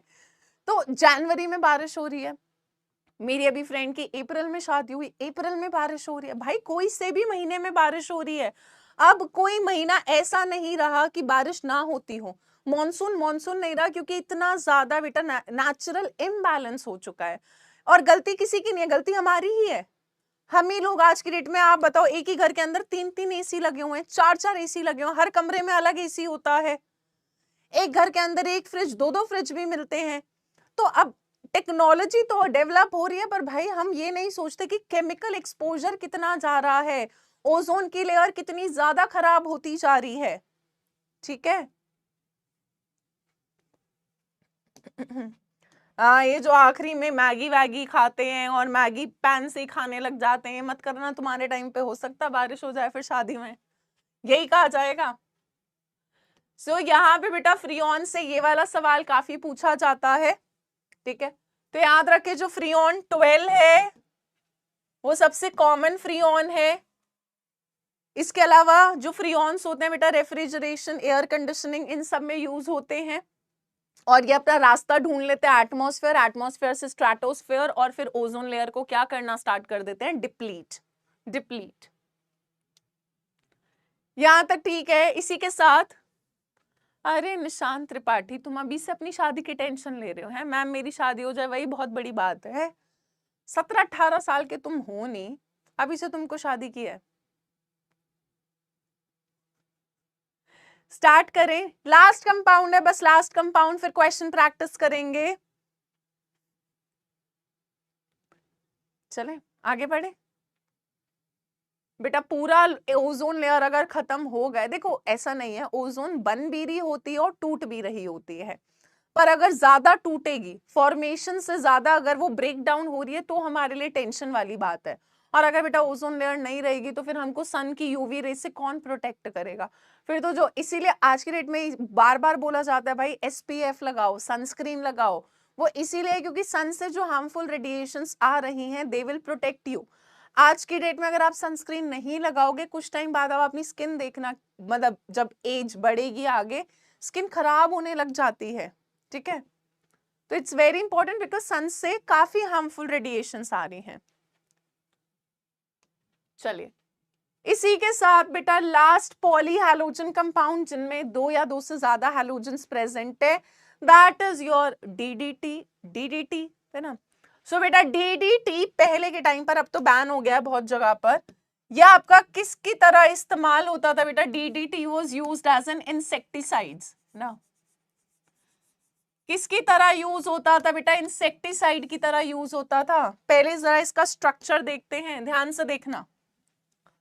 डाइक्लोरो डाइफेनाइल, यानी 2 बार क्लोरो लगा है बेटा पैरा पोजीशन पर,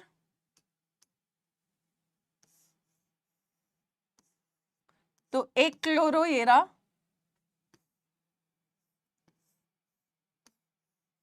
स्ट्रक्चर बेटा आपके लिए इंपॉर्टेंट है, तो पैरा डैश डाइक्लोरो डाइफेनाइल 2 बार के लिए, ट्राइक्लोरो इथेन।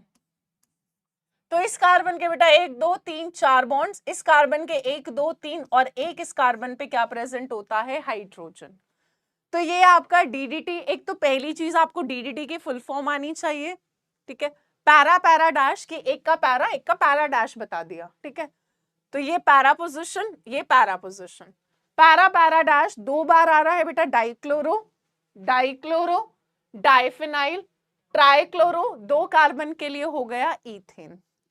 ये आपका पहले के टाइम पर इंसेक्टिसाइड की तरह यूज होता था। ठीक है, तो देखा गया कि यार बहुत सारी स्पीशीज ने ना रेजिस्टेंस डेवलप कर लिया, और ये आपने देखा भी होगा एक टाइम के बाद, जैसे अब मच्छर ही देख लो यार, शुरू में मोर्टीन या इन सब का इन पर असर होता था, पर अगर एक टाइम आ जाता है बेटा कि ये उस चीज से रेजिस्टेंट हो जाते हैं ना, तुम भी, तो तुम्हारे साथ भी यही है। शुरू में मैं डांटती हूँ, तुम्हें बुरा लगता होगा, अब तुम चिकने घड़े हो चुके हो, तुम्हें कोई फर्क नहीं पड़ता होगा कि टीचर कितना भी डांट ले, घर वाले कितना भी डांट ले, एक टाइम के बाद बेशरम हो जाते हैं। तो यहाँ पर भी यही होता है कि शुरू में DDT से इंसेक्ट्स को फर्क पड़ता था, मर जाते थे, पर देखा गया कि बहुत स्पीशीज ऑफ इंसेक्ट्स ने रेजिस्टेंस डेवलप कर लिया, इनको फर्क पड़ना बंद हो गया, कितना भी इंसेक्टिसाइड, कितना भी DDT स्प्रे कर लो, ये मरते ही नहीं थे।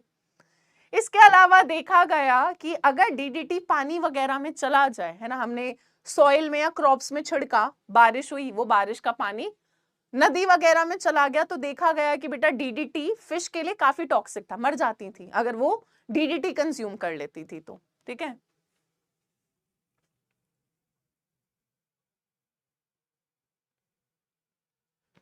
इसके अलावा बेटा डीडीटी की केमिकल स्टेबिलिटी काफी है। The chemical stability of DDT and it's fat solubility compounded the problem.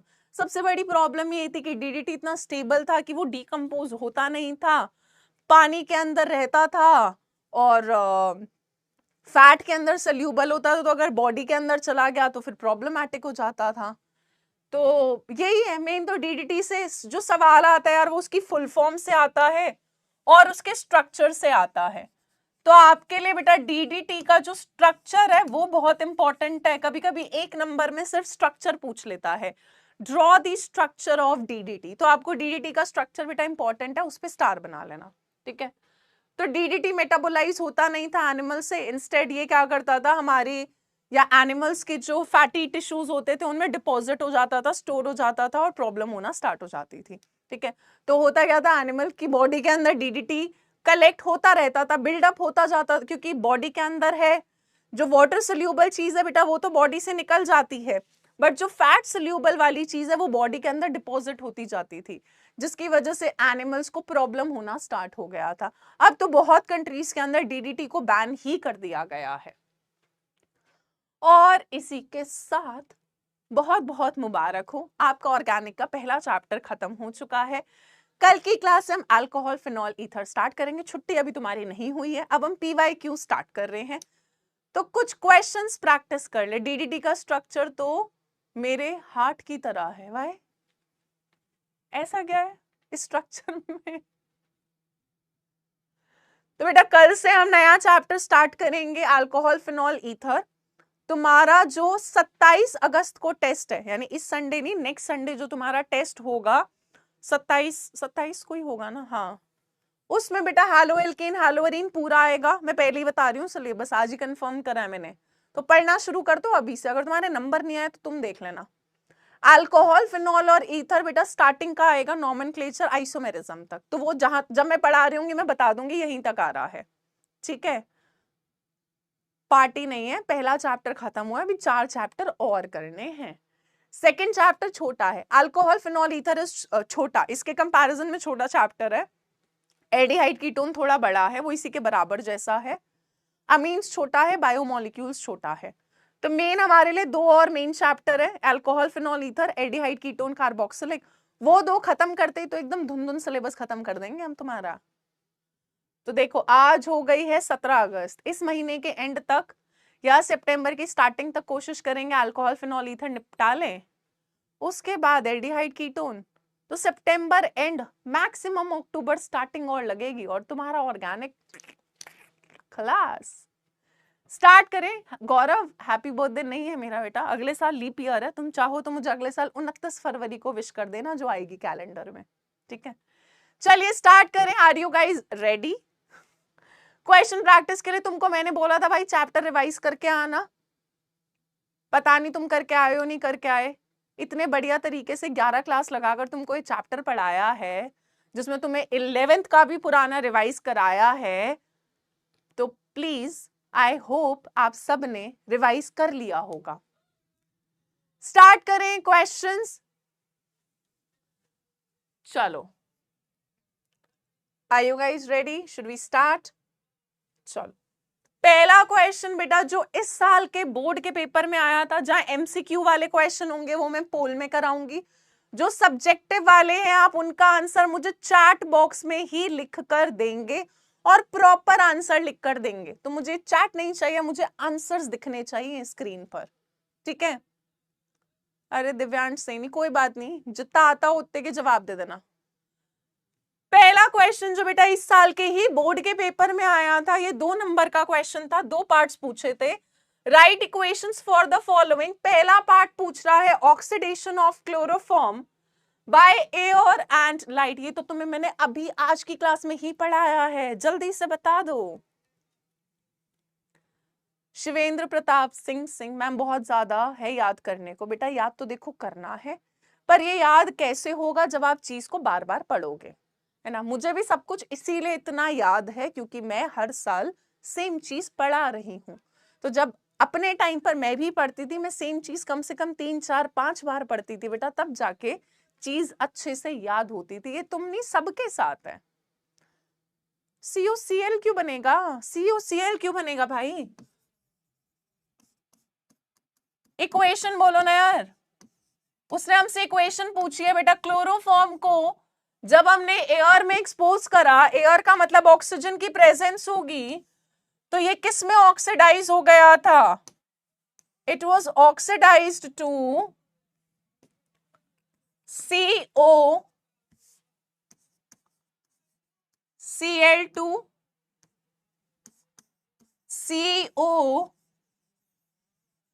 Cl2 phosgene, और साथ में क्या बना था बेटा जी? HCl। हाँ जी, CHCl3 plus O2 giving you CuCl2 plus HCl। उसने हमें बैलेंसिंग नहीं बोली, पर हमारा फर्ज बनता है हम बैलेंस करके देंगे कि पेपर वाला हमारा कोई नंबर काट ना ले यार। हमें कोई मौका, कोई गलती अपने एंड से नहीं करनी। सेकंड वाला बता दो भाई। सेकंड तुम मुझे ये बता दो कौन सी रिएक्शन लगेगी। कह रहा है reaction of chlorobenzene with CH3Cl in the presence of, जिसने कल का लेक्चर देखा है ना वो बहुत तेजी से जवाब दे देगा इसका, in the presence of anhydrous AlCl3 CH2Cl2 plus benzene क्या Swartz reaction. How can you write Swartz reaction? बेटा कल ही तो पढ़ाया है। क्लोरोबेंजीन का रिएक्शन CH3Cl के साथ कौन सा रिएक्शन था? हाँ जी, प्रत्यूष ने आंसर सही दिया बेटा। This is Friedel Crafts alkylation. यार क्या हो गया है इस जनता को? बेटा रिएक्शन का टाइप आइडेंटिफाई करो ना। तुम्हें कल भी तो मैंने बताया था, यहाँ पे CH3 प्लस जनरेट होगा और जो Cl माइनस है वो AlCl4 माइनस के साथ, मतलब ये Cl माइनस AlCl3 के साथ कंबाइन करके AlCl4 माइनस, ये आपका इलेक्ट्रोफाइल जनरेट होगा। अब इलेक्ट्रोफिलिक सब्स्टिट्यूशन होगी, तो ये जो इलेक्ट्रोफाइल है कहाँ कहाँ लग सकता था? कहाँ कहाँ लग सकता था? अब नई क्लास अटेंड करी तो तुम मुझे बताओ, मैं अटेंड करूं तुम्हारी class?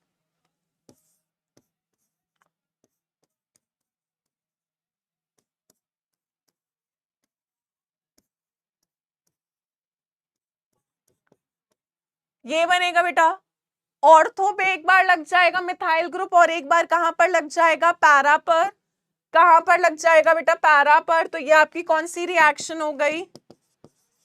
Friedel Crafts alkylation. Friedel Crafts alkylation. भाई ये आना जरूरी है, सवालों का फायदा तभी है यार, तभी है। फ्रिडल क्राफ्ट एल्काइलेशन बेटा ये वाला ऑर्थो वाला जो प्रोडक्ट होगा ये माइनर, पैरा वाला प्रोडक्ट जो होगा आपका मेजर। तो ये फ्रिडल क्राफ्ट एल्काइलेशन हो जाएगी। इलेक्ट्रोफाइल ऑर्थो पैरा पोजीशन पर आएगा क्योंकि haloarenes are ortho para directing in electrophilic substitution reaction. ठीक है, ठीक है भाई, ओके। नाम लिख सकते हैं बेटा। अगर मैं सब्स्टिट्यूएंट के रिस्पेक्ट में लिखूं तो 1-chloro-2 मिथाइल बेंजीन, नेक्स्ट हो जाएगा 1-chloro-4 मिथाइल बेंजीन। नाम लिख लोगे, कल लिखवाया था, कल लिखवाया था। 1-chloro-2 methyl benzene, 1-chloro-4 methyl benzene. Next question पर चलें। पोल वाला क्वेश्चन है बेटा। नेक्स्ट क्वेश्चन MCQ है, so that is going to be a poll based question. तो तैयार हो जाएं, पोल आपकी स्क्रीन पे आता ही होगा। हाँ बेटा, अगर टॉलिन के रिस्पेक्ट में कर रहे हो तो ये हो जाएगा 2-chlorotoluene, ये हो जाएगा 4-chlorotoluene। पर अगर बेंजीन के रिस्पेक्ट में लिख रहे हो तो अलग होगा। ओम कुमार मैम, आज मेरा बर्थडे, हैप्पी बर्थडे ओम। हर दिन क्लास में एक बर्थडे जरूर है, जरूर। इतनी जनता है, किसी एक का तो बर्थडे हो ही सकता है। चलिए नेक्स्ट क्वेश्चन, पोल रेडी कर रहे हैं भाई, पोल कराएंगे इस क्वेश्चन में। 30 सेकंड का टाइम है बेटा। क्वेश्चन CUET में पूछा गया था 2022 में। पोल स्टार्ट कर रही हूं। क्वेश्चन कह रहा है alcoholic KOH is used for dehydrogenation, dehydrohalogenation, dehalogenation या डिहाइड्रेशन।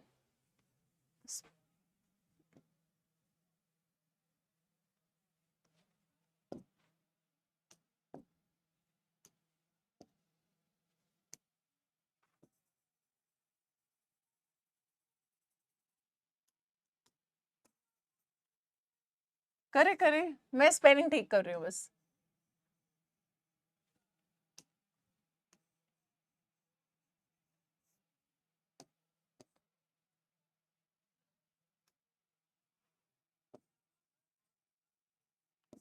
चलो हो गया है ना। मैं पहले ऑप्शन सेलेक्ट कर लेती हूँ, फिर देखते हैं कितने लोगों ने आंसर सही दिया है। ओए होए होए, आज तो छा गए तुम लोग। वाह यार वाह यार। तो 74.14% ने सही आंसर दिया। Thank you for a change, इतनी भारी जनता ने सही जवाब दिया है। फिर भी गलत वालों की कमी नहीं है तुम्हारी क्लास में। आदित्य, अमीन, सिद्धार्थ, जैन, नीलाक्षी, निशांत त्रिपाठी, नीरज कुमार, सबने काफी जल्दी आंसर दिया। वेरी नाइस यार। तो यहां पर बेटा जो आपका आंसर है वो बी होगा ना यार, आपको करा तो रखा है यार। डिहाइड्रोहैलोजनेशन होता था बेटा, एलिमिनेशन ही तो इतना पढ़ा है तुमको। अल्कोहलिक KOH में हैलोजन और हाइड्रोजन का रिमूवल होता था। डिहाइड्रोजनेशन का मतलब है रिमूवल ऑफ H2। ठीक है, डिहाइड्रोजनेशन का क्या मतलब है बेटा? Removal of hydrogen. डिहाइड्रोहैलोजनेशन का मतलब है removal of hydrogen and halogen. Dehalogenation का मतलब है रिमूवल ऑफ हैलोजन X2 और डिहाइड्रेशन का मतलब है removal of water. Removal of water. भाई नाम पर जाओ ना, नाम ढूंढो, नाम में क्या लिखा है। ठीक है, तो उसका करेक्ट आंसर बी था। Next question is again a poll based question. चलिए स्टार्ट कर रहे हैं। In fire extinguisher following is used. Try करो, वरना मैं तो हुई कराने के लिए। ट्राई करें फटाफट से।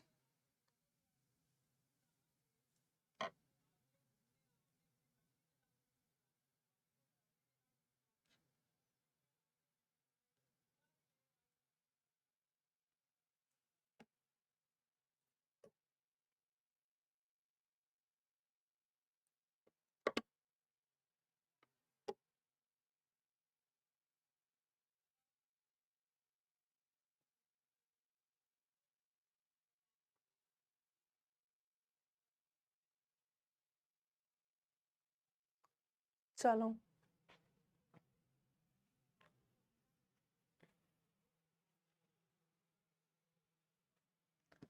ऑल्दो ये अभी पढ़ाया नहीं है, बट हाँ फिर भी ठीक लोगों ने आंसर दे दिया। CCl4 है। एक बार लीडर बोर्ड देख लेते हैं। नीरज, निशांत, ऋषभ, भुकाल, रोहित भुकाल, वायर, नमन।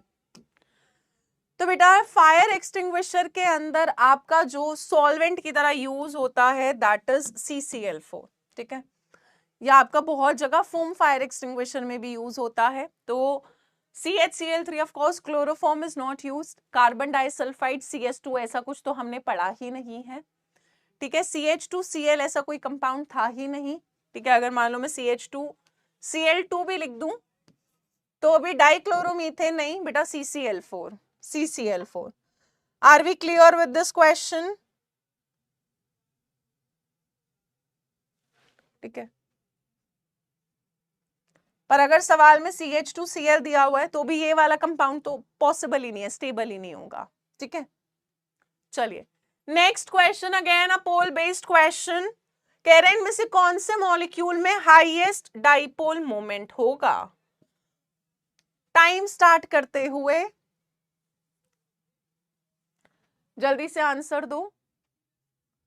हाईएस्ट डाइपोल मोमेंट बेटा पॉलीहैलोजन कंपाउंड ही है ना। Chloromethane, dichloromethane, trichloromethane, tetrachloromethane. Highest dipole moment कहां पर होगा?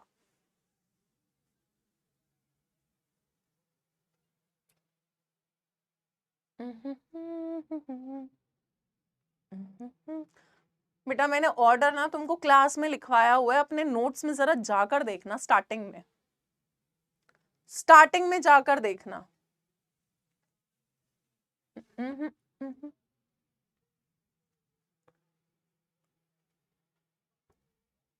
चलिए, जो आंसर बी दे रहे हैं ना गलत है भाई, इसका आंसर ए है। पर सिर्फ 28% लोगों ने सही जवाब दिया, उत्कर्ष, आर्य कुमार, प्रत्यूष, निशांत और गुलशन ने।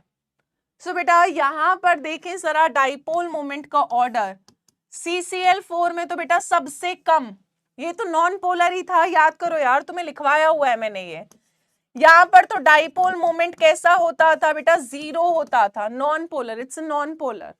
CCl4 से ज्यादा किसका था, CHCl3। डाइक्लोरोमीथेन में थोड़ा और ज्यादा होता है, क्योंकि यहां पर एक क्लोरीन का वेक्टर कैंसिल कर रहा होता है ना। ऐसे समझो, CCl4 के अंदर इन दो क्लोरीन का रिजल्टेंट यहां, इन दो क्लोरीन के वेक्टर का रिजल्टेंट यहां, ये तो कैंसिल हो जाता था, 0। CH2 CHCl3 में क्या होगा बेटा, इस दो बॉन्ड का रिजल्टेंट यहां, इस एक क्लोरीन की वजह से कुछ तो वेक्टर आएगा, थोड़ा बहुत तो कैंसिल हो ही रहा होगा ना बेटा, तो यहां पर थोड़ा बहुत कैंसिल हो जाता है, जिसकी वजह से इसका डाइपोल मोमेंट फिर भी थोड़ा बहुत होता है। CH2Cl2 में क्या होता है, यहां पर ये दोनों का रिजल्टेंट इधर की तरफ जा रहा होता है, ठीक है। और सबसे ज्यादा डाइपोल मोमेंट आपका होता है बेटा क्लोरोमीथेन में। ऐसे याद कर लो, जहां पर हैलोजन ज्यादा वहां डाइपोल मोमेंट कम है, ठीक है। तो इसका आंसर फर्स्ट होगा, जहां पर हैलोजन कम है, एक ही Cl है, वहां पर डाइपोल मोमेंट ज्यादा आता है। इस ऑर्डर को याद रखना कि तुम पेपर में गलत नहीं करके आओ।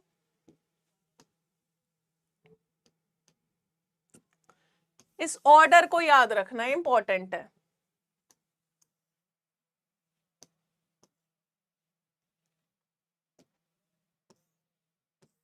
चलिए आगे नेक्स्ट क्वेश्चन पर चले। Are you guys ready for the next question?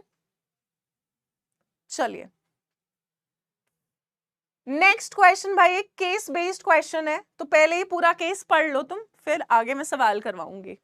जल्दी छुट्टी नहीं यार, टाइम से आप तो क्वेश्चन प्रैक्टिस कर रहे हैं, तुमको उसमें भी छुट्टी चाहिए भाई। फटाफट से पढ़ लो, ये केस बेस्ड, बिना पढ़े अगर काम बन जाता है तो मैं आगे बढ़ जाऊं, क्योंकि मैं हर तरह का क्वेश्चन लेकर आई हूं तुम्हारी प्रैक्टिस के लिए, अपनी प्रैक्टिस के लिए नहीं लाई हूं मैं। कह रहे हैं haloalkanes and haloarenes are the hydrocarbons in which one or more hydrogen atoms are get replaced with halogen atom. Haloalkanes colorless होते हैं नेचर में, प्योर स्टेट में। However, bromides and iodides develop color on exposure to light, due to which alkyl bromide and alkyl iodides have color। ये तुम्हें physical properties में पढ़ाया था। इसके अलावा अल्काइल हैलाइड के हाइगर मेंबर लिक्विड या सॉलिड होते हैं, पर शुरू वाले गैस होते हैं।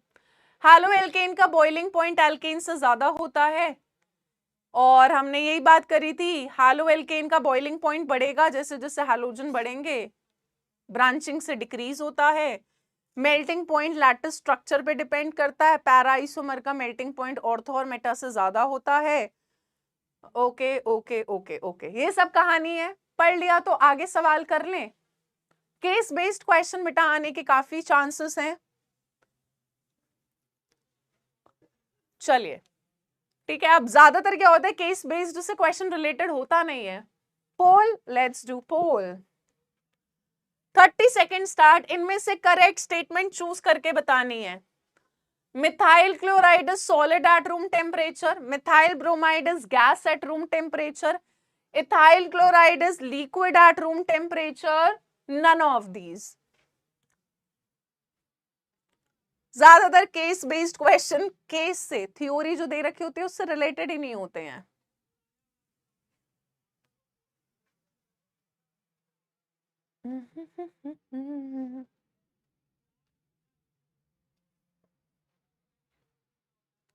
जल्दी से जवाब दे, कौन सी स्टेटमेंट करेक्ट है? करेक्ट।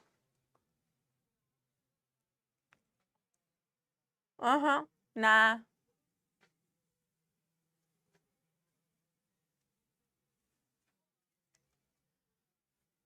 अब वही है ना, जिसने नोट्स ध्यान से पढ़े होंगे उसको आंसर आता होगा। 38.46% ने। नीलाक्षी, शौर्य, हरनूर, खुशी और रोहित। बेटा खाली जो करेक्ट स्टेटमेंट है ना वो ये वाली है, methyl chloride solid at room temperature, ये गलत है। Methyl chloride, methyl bromide and ethyl chloride, they are gas at room temperature. Methyl bromide is gas at room temperature, ये सही है। Ethyl chloride is liquid at room temperature, ये गलत है। ठीक है, ये मैंने आपको कॉपी के अंदर लिखवा रखा है कि कौन से गैस हैं रूम टेम्परेचर पर। प्लीज एनसीईआरटी की एक एक लाइन बहुत इंपॉर्टेंट है, ये एनसीईआरटी में भी दे रखा है। So please it's a request, read every line. आप देखो कहीं से भी क्वेश्चन बन सकता है, आपको नहीं आता होगा, आपने नहीं पढ़ा होगा, नहीं रिवाइज करोगे तो ऐसे ही होगा, गलत जवाब देकर आओगे। चलिए, केस बेस्ड पर ही बेस्ड है, मतलब नेक्स्ट क्वेश्चन कह रहा है which of the alkyl, pole start कर रहे हैं, which of the following represents the decreasing order of the boiling points of alkyl halides। अगर तुमने ये गलत करा तो तुम देख लेना, बहुत बहुत पिटोगे फिर। विनीत चौहान, मुझे लगता है बेटा ये वाला बेस्ट बोलना चाहते होगे, है ना? बेस्ट टीचर की ये स्पेलिंग कब से होने लग गई? अत्याचार मत करो मेरे ऊपर। बेस्ट और ये वाले तुम्हारा जो बेस्ट है ना, बेस्ट नहीं है, बीस्ट है, फर्क है दोनों में। If you want to write you are the best teacher, बेटा प्लीज, है ना? हम तुम्हें केमिस्ट्री के ज्ञान के साथ इंग्लिश का भी ज्ञान देंगे, अंग्रेजी का भी।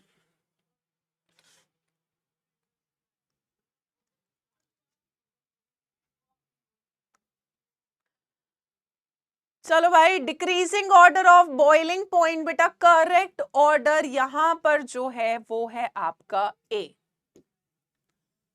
अरे तुम पागल हो क्या? तुमसे डाइपोल मोमेंट पूछा था क्या? पागल वागल हो है? आधे से ज्यादा लोग गलत जवाब दे रहे हैं। क्या तरीका है? नहीं रिवाइज करके आना तो तुम पहले बता देते, मैं नहीं पढ़ाती ना क्वेश्चंस कराती, मैं नया चैप्टर शुरू कर देती। Why am I wasting my time? अगर तुमने गलत ही जवाब देने हैं तो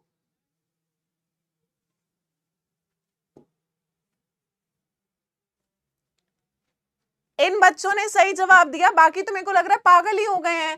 तुम्हें कराया नहीं था। For same alkyl group, for same alkyl group बेटा बॉइलिंग पॉइंट कहां पर होगा? RF का सबसे कम, RCl का उससे ज्यादा, RBr का उससे ज्यादा, RI का उससे ज्यादा होगा।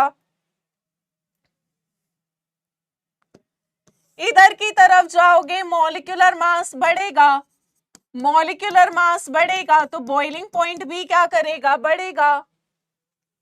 अल्काइल आयोडाइड्स का बॉइलिंग पॉइंट ज्यादा होता है बेटा, क्योंकि मॉलिक्यूलर मास ज्यादा होता है। This question was not about dipole moment बाबा।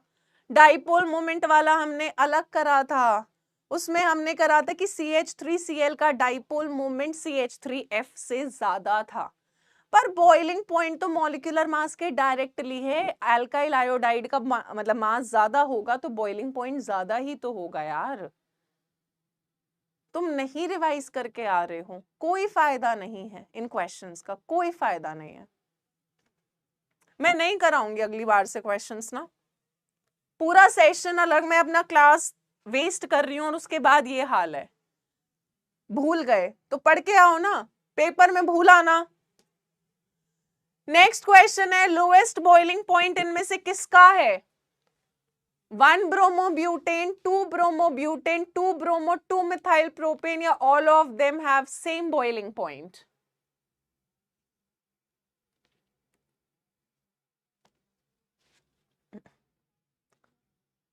बेटा बॉइलिंग पॉइंट मॉलिक्यूलर मास के डायरेक्टली ब्रांचिंग के इनवर्सली। ध्यान दे जरा सवालों पर, ध्यान नहीं दोगे तो गलतियां तो होंगी ही ना यार।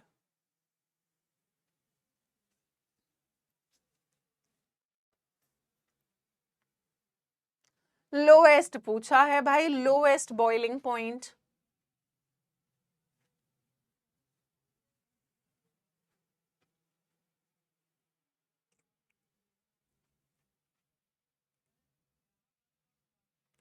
फोर्टी सेवन ने सही दिया, बाकी गलत वालों की तो कमी दुनिया में होगी नहीं, सॉरी लीडर बोर्ड में देखना भूल गए बेटा। लोएस्ट पूछा था। Boiling point is directly proportional to molecular mass, पर अगर आइसोमर्स का केस हो तो वहां पे बॉइलिंग पॉइंट हम ब्रांचिंग से देखते हैं, क्योंकि वहां पर मॉलिक्यूलर मास सेम होता है। जब आइसोमर है फॉर्मूला सेम होगा।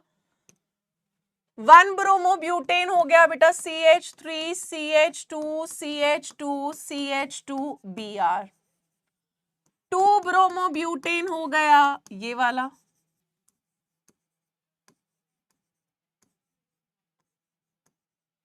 2 ब्रोमो 2 मिथाइल प्रोपेन, यानी 2 पर ही ब्रोमो है और 2 पर ही मिथाइल लगा हुआ है। अब बेटा तीनों कंपाउंड्स का मॉलिक्यूलर फॉर्मूला सेम है, C4 3 2 5 6 7 8 9, H9Br C4 3 2 5 6 7 8 9, H9Br C4 H9Br, तीनों का मॉलिक्यूलर मास सेम है। अब मैं कैसे डिसाइड करूं भाई, जहां पर ब्रांचिंग ज्यादा वहां पे बॉइलिंग पॉइंट कम। यहां पे बेटा 2 ब्रांचिंग है, यहां एक है और यहां एक भी नहीं है, तो सबसे ज्यादा बॉइलिंग पॉइंट 1 ब्रोमोब्यूटेन का है, पर उसने मुझसे लोएस्ट पूछा है, हाईएस्ट नहीं पूछा था। तो करेक्ट आंसर कौन सा होगा बेटा आपका, सेकंड वाला सॉरी थर्ड वाला, मतलब ये 2 ब्रोमो 2 मिथाइल प्रोपेन वाला। यहाँ पे ब्रांचिंग ज्यादा बॉइलिंग पॉइंट कम, यहाँ ब्रांचिंग नहीं है बॉइलिंग पॉइंट ज्यादा। ठीक है, तो अगर मुझे ऑर्डर में भी अरेंज करना हो, ए का बॉइलिंग पॉइंट सबसे ज्यादा, फिर बी, और सबसे कम बॉइलिंग पॉइंट किसका होगा बेटा, सी का होगा, सी का। ठीक है, चलिए नेक्स्ट क्वेश्चन है, इन कंपाउंड में हाईएस्ट मेल्टिंग पॉइंट किसका होगा। जल्दी से बताएं, केस बेस्ड क्वेश्चन ही चल रहा है, फिजिकल प्रॉपर्टीज पर था ये केस बेस्ड क्वेश्चन, और इससे पता चलता है तुम्हारी फिजिकल प्रॉपर्टीज हैलो एल्केन हैलोअरीन की रिवाइज नहीं है। हाईएस्ट मेल्टिंग पॉइंट किसका होगा, chlorobenzene, ortho dichlorobenzene, Meta dichlorobenzene, para dichlorobenzene. सारे वो क्वेश्चंस है जिन पे तुम्हें स्टार बनवाया था, बार बार बोला था इंपॉर्टेंट है, इंपॉर्टेंट है। मजाल है पर कि सही बता दें आंसर ये।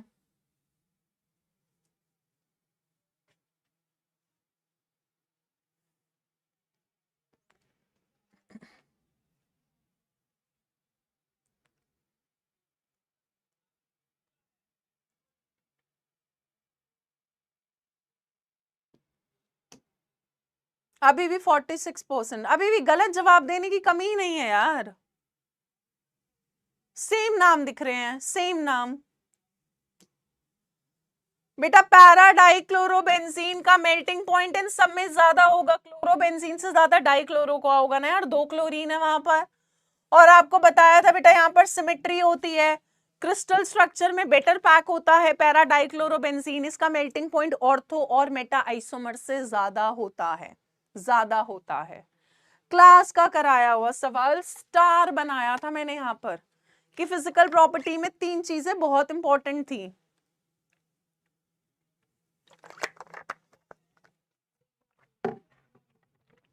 चलिए नेक्स्ट है, for given alkyl, for a given alkyl group halide with lowest density, बेटा डेंसिटी बतानी है कहां पर सबसे कम है। अल्काइल ग्रुप सेम है, RI RBr RCl RF, कहां पर डेंसिटी कम होगी। डेंसिटी का फॉर्मूला दिमाग में लगाओ और सोचो, halide with the lowest density is,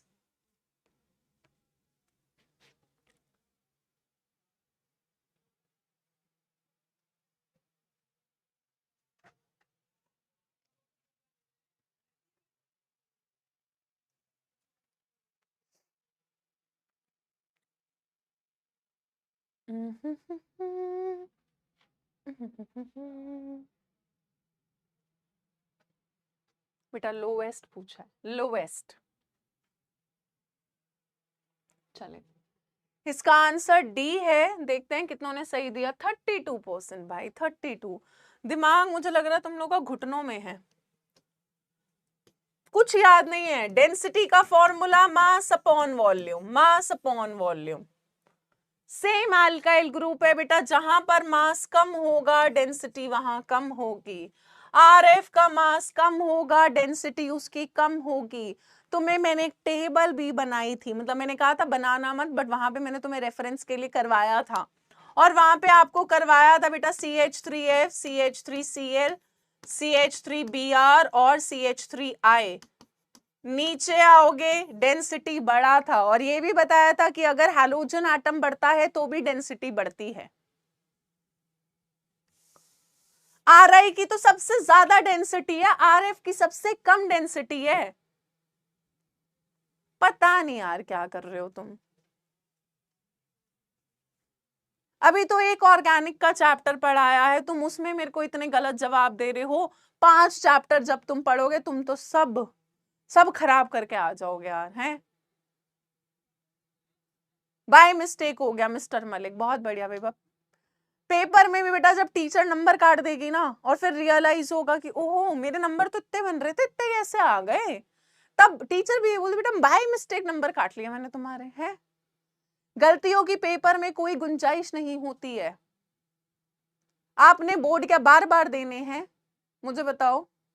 अगर तुमको एक से ज्यादा बार 12th का बोर्ड एग्जाम देना है तो मुझे बता दो। जब हमें एक पेपर देना है जो हमें पता है हमारे लिए बहुत इंपॉर्टेंट है, हम उसके लिए मेहनत नहीं कर सकते क्या? कुछ महीनों की तो बात है, कर रहे हो ना, अपने लिए ही तो मेहनत कर रहे हो। पढ़ लोगे तो कुछ बन जाओगे, कुछ अच्छा कॉलेज मिल जाएगा, अच्छी जिंदगी जी लोगे, माँ बाप के सपने पूरे कर दोगे। ना ना, मजाल है। तुम वही चिकने खड़े हो, कोई असर नहीं है, नथिंग, नो। पढ़कर ही नहीं आना। चलिए नेक्स्ट कह रहा है बेटा identify the chiral molecule in the following. जल्दी से बताओ।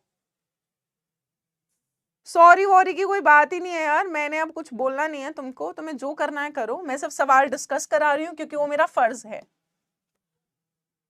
जल्दी से बताएं, फर्स्ट या सेकंड दोनों में कौन कायरल है? बस ऑप्शन में आंसर लिख दो, 1 या 2, 1 या 2, 1 या 2। Which one is chiral? Chiral इन दोनों में से कौन सा है, पहला या दूसरा? यहां पर देखो बेटा CH3 CH2, इस कार्बन पर एक Cl है, ये CH3 और एक H भी होगा, तो इस कार्बन पर H अलग है, मिथाइल अलग है, Cl अलग है, और ये इथाइल है, ग्रुप अलग अलग है। पर यहाँ CH2 CH2 CH2 CH3, यहां पर कोई भी ऐसी कार्बन नहीं है जिस पर चारों ग्रुप अलग अलग लगे हों।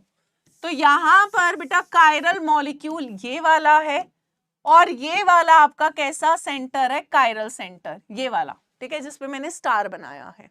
चलिए इस तरह के क्वेश्चन आपको एक एक नंबर में आ जाते हैं।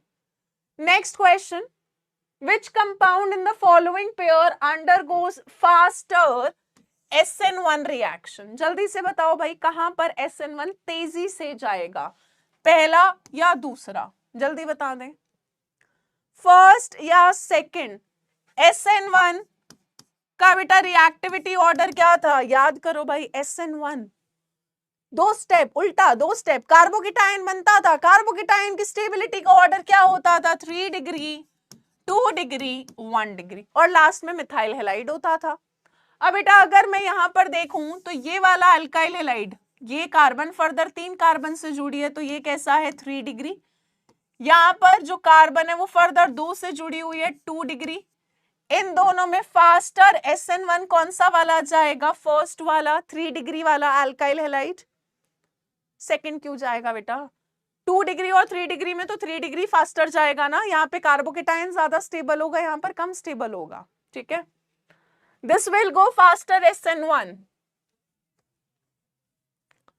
अल्काइल हैलाइड की डिग्री निकालो भाई, तब सवाल होंगे।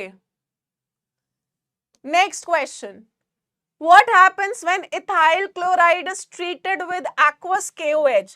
बेटा अगर मैं इथाइल क्लोराइड को aqueous KOH के साथ रिएक्ट कराऊंगी तो यहां पर क्या होगा बेटा, यहां पर कौन सी रिएक्शन हो जाएगी, न्यूक्लियोफिलिक सब्स्टिट्यूशन रिएक्शन, और आपका C2H5Cl की जगह क्या बन जाएगा बेटा, C2H5OH, साथ में क्या बन जाएगा, KCl, साथ में क्या बन जाएगा, KCl। Thank you Raghav Mishra, answer सही, अल्कोहल बन जाएगा।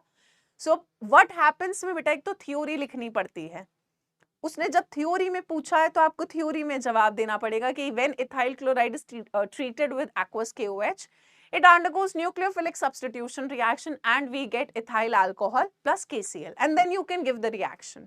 ठीक है बेटा, कन्वर्जन करेंगे, आगे आएंगे सवाल। चलिए नेक्स्ट क्वेश्चन है, out of this and this which one is allylic halide. जल्दी से बताएं बेटा, पहला या दूसरा, कौन सा अलाइलिक हैलाइड है, जल्दी बताओ भाई, पहला या दूसरा, एलाइलिक हैलाइड कौन सा है, फर्स्ट या सेकंड? गलत जवाब देने की भारी जनता है इस क्लास के अंदर। ये देखो सेकंड आंसर देने वाले, क्या करें इनका हम। आसिम अब्बास गलत आंसर, कुणाल गलत आंसर। काश तो तुम मेरे सामने होते, फिर तो तुम देखते, मैं भी देखती तुम कैसे गलत जवाब दे रहे हो। बेटा अलाइलिक, अलाइलिक कौन सा होता था, C डबल बॉन्ड C के नेक्स्ट कार्बन जो sp3 होती थी, C डबल बॉन्ड C के नेक्स्ट कार्बन, यानी ये वाली कार्बन आपकी एलाइलिक है, this is allylic. C double bond C वाली कार्बन पर ही लगेगा बेटा, तो ये तो विनाइलिक है, ये वाला एलाइलिक हैलाइड है, ये वाला विनाइलिक हैलाइड है। हमारी जिंदगी में कंफ्यूजन ही नहीं दूर हो पा रहा कि कौन सा एलाइलिक था कौन सा विनाइलिक था। क्या करें हम, इस कंफ्यूजन को कैसे दूर करें।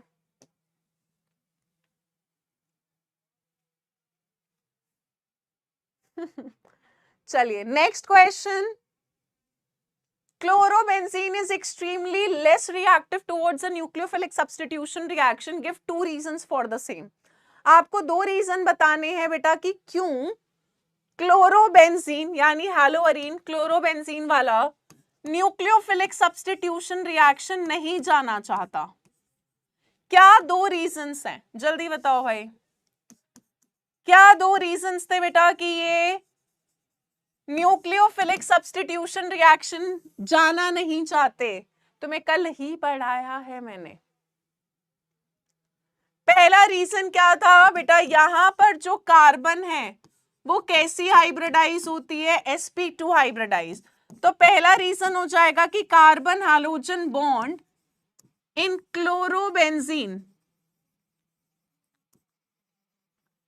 Is less polar because carbon is sp2 hybridized।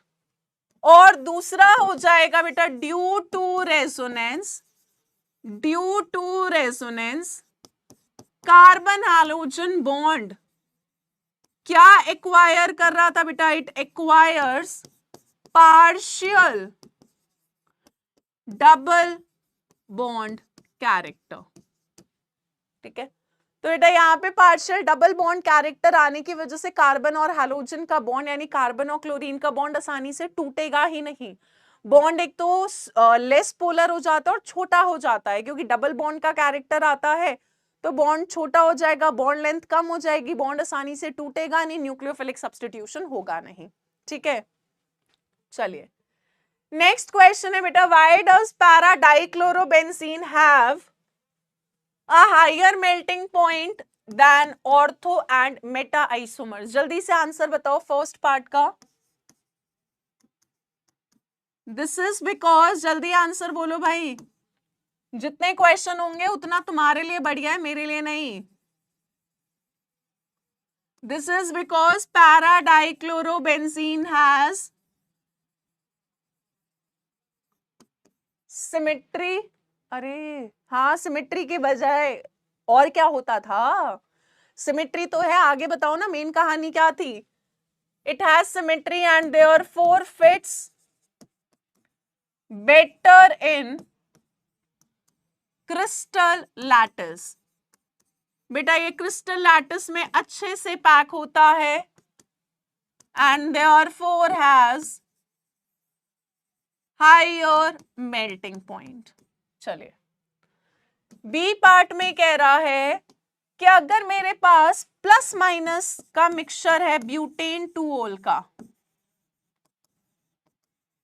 तो वो ऑप्टिकली इनएक्टिव है। ऐसा क्यों? प्लस माइनस का मतलब है बेटा यहां पर ब्यूटेन 2-ओल का क्या प्रेजेंट है आपके पास? रेसिमिक मिक्सचर, और रेसिमिक मिक्सचर के अंदर बराबर होता है डेक्स्ट्रो और लीवो, है ना? तो प्लस माइनस का मतलब है कि ब्यूटेन 2-ओल वैसे ऑप्टिकली एक्टिव होता है क्योंकि कायरल कार्बन होती है, पर अगर मेरे पास दोनों बराबर है, डेक्स्ट्रो और लीवो फॉर्म दोनों बराबर होंगी, तो डेक्स्ट्रो की रोटेशन लीवो की रोटेशन को क्या कर देगी बेटा? कैंसिल कर देगी, और ओवरऑल जो होगा वो आपके पास कैसा हो जाएगा? Compound optically inactive. तो प्लस माइनस अगर साथ में लिखा है मतलब वो रेसिमिक मिक्सचर की बात कर रहा है। रेसिमिक मिक्सचर में दोनों इक्विमोलर होते थे, डेक्स्ट्रो की रोटेशन लीवो से कैंसिल हो जाती थी, कंपनसेट हो जाती थी, और ओवरऑल कैसा होता था? Compound optically inactive. Right right, आगे बढ़े। हाँ, नेट रोटेशन 0 आती थी, ठीक लिखा है कुछ लोगों ने। 2-3 क्वेश्चन बचे हैं, फटाफट से कर लेते हैं। The CCl bond length in chlorobenzene is shorter than CH3Cl। जल्दी बताओ क्यों? जितना जल्दी आंसर दोगे उतनी जल्दी छुट्टी। और जल्दी बोल दो भाई। क्लोरोबेंजीन के अंदर कार्बन और हैलोजन की बॉन्ड लेंथ छोटी है। यहां पर बेटा क्या हो जाता था? Resonance. Due to resonance carbon chlorine bond acquires partial double bond character and CX bond length। यहां पर क्या कर जाएगी बेटा? छोटी हो जाएगी, इट शॉर्टन्स। यहां पर कोई रेजोनेंस नहीं होता, जब रेजोनेंस नहीं होगा तो कार्बन और क्लोरीन का बॉन्ड सिंगल होगा, बॉन्ड लेंथ ज्यादा होगी, बॉन्ड लेंथ ज्यादा होगी। Are we clear? Second part बेटा, सेकेंड पार्ट, तो यहां पर बॉन्ड लेंथ छोटी है, वहां बॉन्ड लेंथ लंबी है, ठीक है।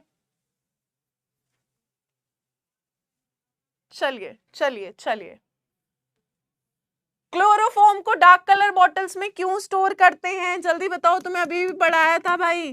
क्लोरोफॉर्म को बेटा डार्क कलर बॉटल्स में इसीलिए स्टोर करा जाता है क्योंकि टू अवॉइड ऑक्सीडेशन, क्योंकि अगर ये ऑक्सीडाइज हो गया, it oxidizes to CuCl2 which is highly poisonous, बहुत जहरीला होता है। हाँ बहुत बढ़िया। तो बेटा इसको डार्क कलर की बॉटल्स में इसीलिए रखा जाता है ताकि इसका एयर और लाइट के साथ कोई कांटेक्ट ना हो, क्योंकि अगर ये एयर या लाइट के साथ कांटेक्ट में आ जाता है तो इसका ऑक्सीडेशन होना स्टार्ट हो जाता है to phosgene which is a highly toxic compound. बहुत बढ़िया। तो इसका ऑक्सीडेशन प्रिवेंट करने के लिए हम इसको डार्क कलर की बॉटल्स में रखते हैं। Very nice very nice. चलो फाइनली कुछ जाते जाते सही जवाब मिल रहे हैं। पहले में बोल रहा है बेटा फर्स्ट पार्ट में which alkyl halide from the following pair is chiral and undergoes faster SN2। आपको मुझे पहले बताना है दोनों में कहां पे कायरल कार्बन है। इस तरह का क्वेश्चन अभी अभी हमने करा था बेटा, CH3 CH2 CH2 CH2, ये तो कायरल नहीं है, CH3CBr एक H होगा, CH2 CH3।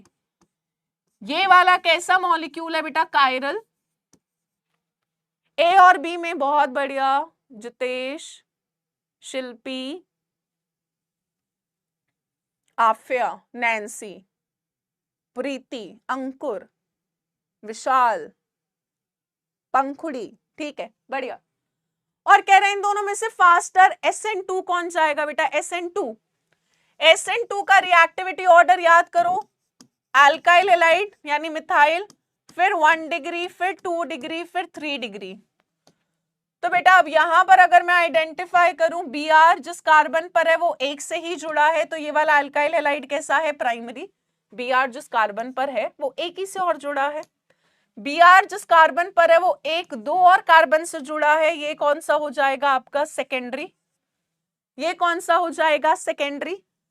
SN2 फास्टर कौन जाएगा? जल्दी बोलो। ए वाला बेटा फास्टर जाएगा, 1 डिग्री वाला।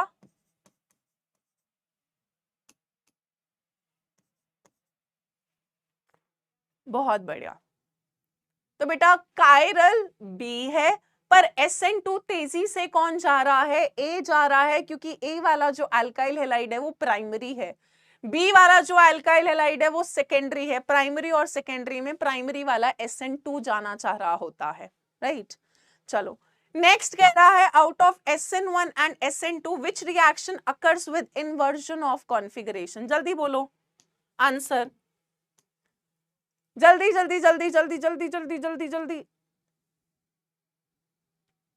Inversion of configuration SN1 SN2, जल्दी बोलो। नैन्सी का आंसर आया अभी तक खाली, यश,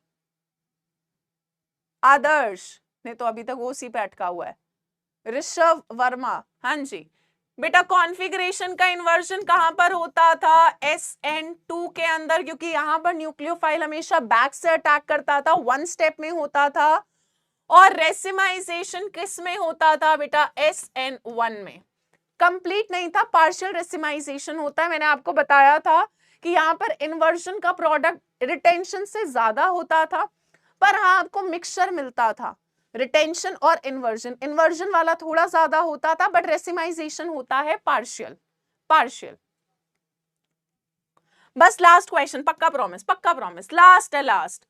तुम्हें बस बेटा मोनो हैलो प्रोडक्ट्स बताने हैं, क्या बनेंगे?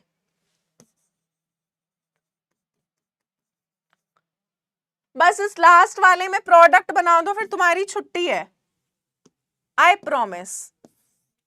जल्दी से जल्दी से। बेटा ये अल्कोहल का रिएक्शन अगर थायोनाइल क्लोराइड के साथ करते थे, याद करो बेटा क्या बनेगा? OH हटकर क्या आ जाता था? Cl। हमने अल्कोहल से प्रिपेयर करा था ना alkyl halide, plus SO2 plus HCl, है ना, 1 क्लोरोसाइक्लोहेक्सेन बन जाएगा। हाँ जी हाँ जी, मेघा का आंसर बिल्कुल सही है बेटा, बेंजीन थोड़ा ना है ये। Why are you writing chlorobenzene? This is not chlorobenzene यार। चलिए नेक्स्ट वाले में बेटा HBr और परऑक्साइड दे रखा है, एंटी मार्कोनिकॉव्स रूल लगाओ और प्रोडक्ट बनाओ। एंटी मार्कोनिकॉव्स रूल अगर लगा के प्रोडक्ट बनाएंगे तो याद करो बेटा, एंटी मार्कोनिकॉव्स रूल में negative part will go to that carbon which contains more hydrogen, यानी बेटा Br लगेगा यहां पर और H लग जाएगा यहां पर। हाँ जी, anti Markovnikov, so negative part will go to that carbon which contains less, मतलब which contains more hydrogen, anti Markovnikov उल्टा, और positive part will go to that carbon which contains less hydrogen. Markovnikov का उल्टा, Markovnikov में negative part उस carbon पे जाता था जिसमें लेस हाइड्रोजन है, यहाँ नेगेटिव पार्ट उस कार्बन पर जाता है जिसपे मोर हाइड्रोजन है। ओके हाँ, इसका नाम हो जाएगा बेटा 1 ब्रोमो 3 फिनाइल प्रोपेन। नाम सही लिखा जिसने लिखा, बढ़िया। नाम में पढ़ नहीं पाई कि किसने सही जवाब दिया था। सो विद दिस कन्वर्जन के क्वेश्चंस एनसीईआरटी में दे रखे, एक बार सॉल्व करो। कुछ अगर आपको लगता है बहुत डाउट है तो I am there, will discuss those questions. तो बेटा इसी के साथ आप इस चैप्टर के नोट्स कंप्लीटली रिवाइज करें। एनसीईआरटी आप इस चैप्टर की पूरी पढ़ें, एक बार जब तक खुद से नहीं पढ़ोगे चीजें रिवाइज नहीं होंगी। आप बेटा पूरी एनसीईआरटी अब आप सॉल्व कर सकते हो 1 से 9 एग्जाम्पल, 1 से लेकर 9 तक इन टेक्स्ट क्वेश्चन, बैक एक्सरसाइज के सारे क्वेश्चन। एनसीईआरटी एग्जाम्पलर हो गया इस चैप्टर का, सॉल्व करो। डीपीपी 1 से 8 तुम सारी कर सकते हो। तो प्लीज प्लीज प्लीज नया चैप्टर शुरू करने से पहले इट्स अ हम्बल रिक्वेस्ट कि इस चैप्टर को अच्छे से रिवाइज करो और इसकी एनसीईआरटी सॉल्व करना शुरू कर दो, ताकि नेक्स्ट चैप्टर में इस चैप्टर का बैकलॉग ना हो। ठीक है, thank you so much guys, I will see you tomorrow with the starting of another new chapter. Thank you so much. Bye bye. Take care. Tata. Bye bye. Bye bye.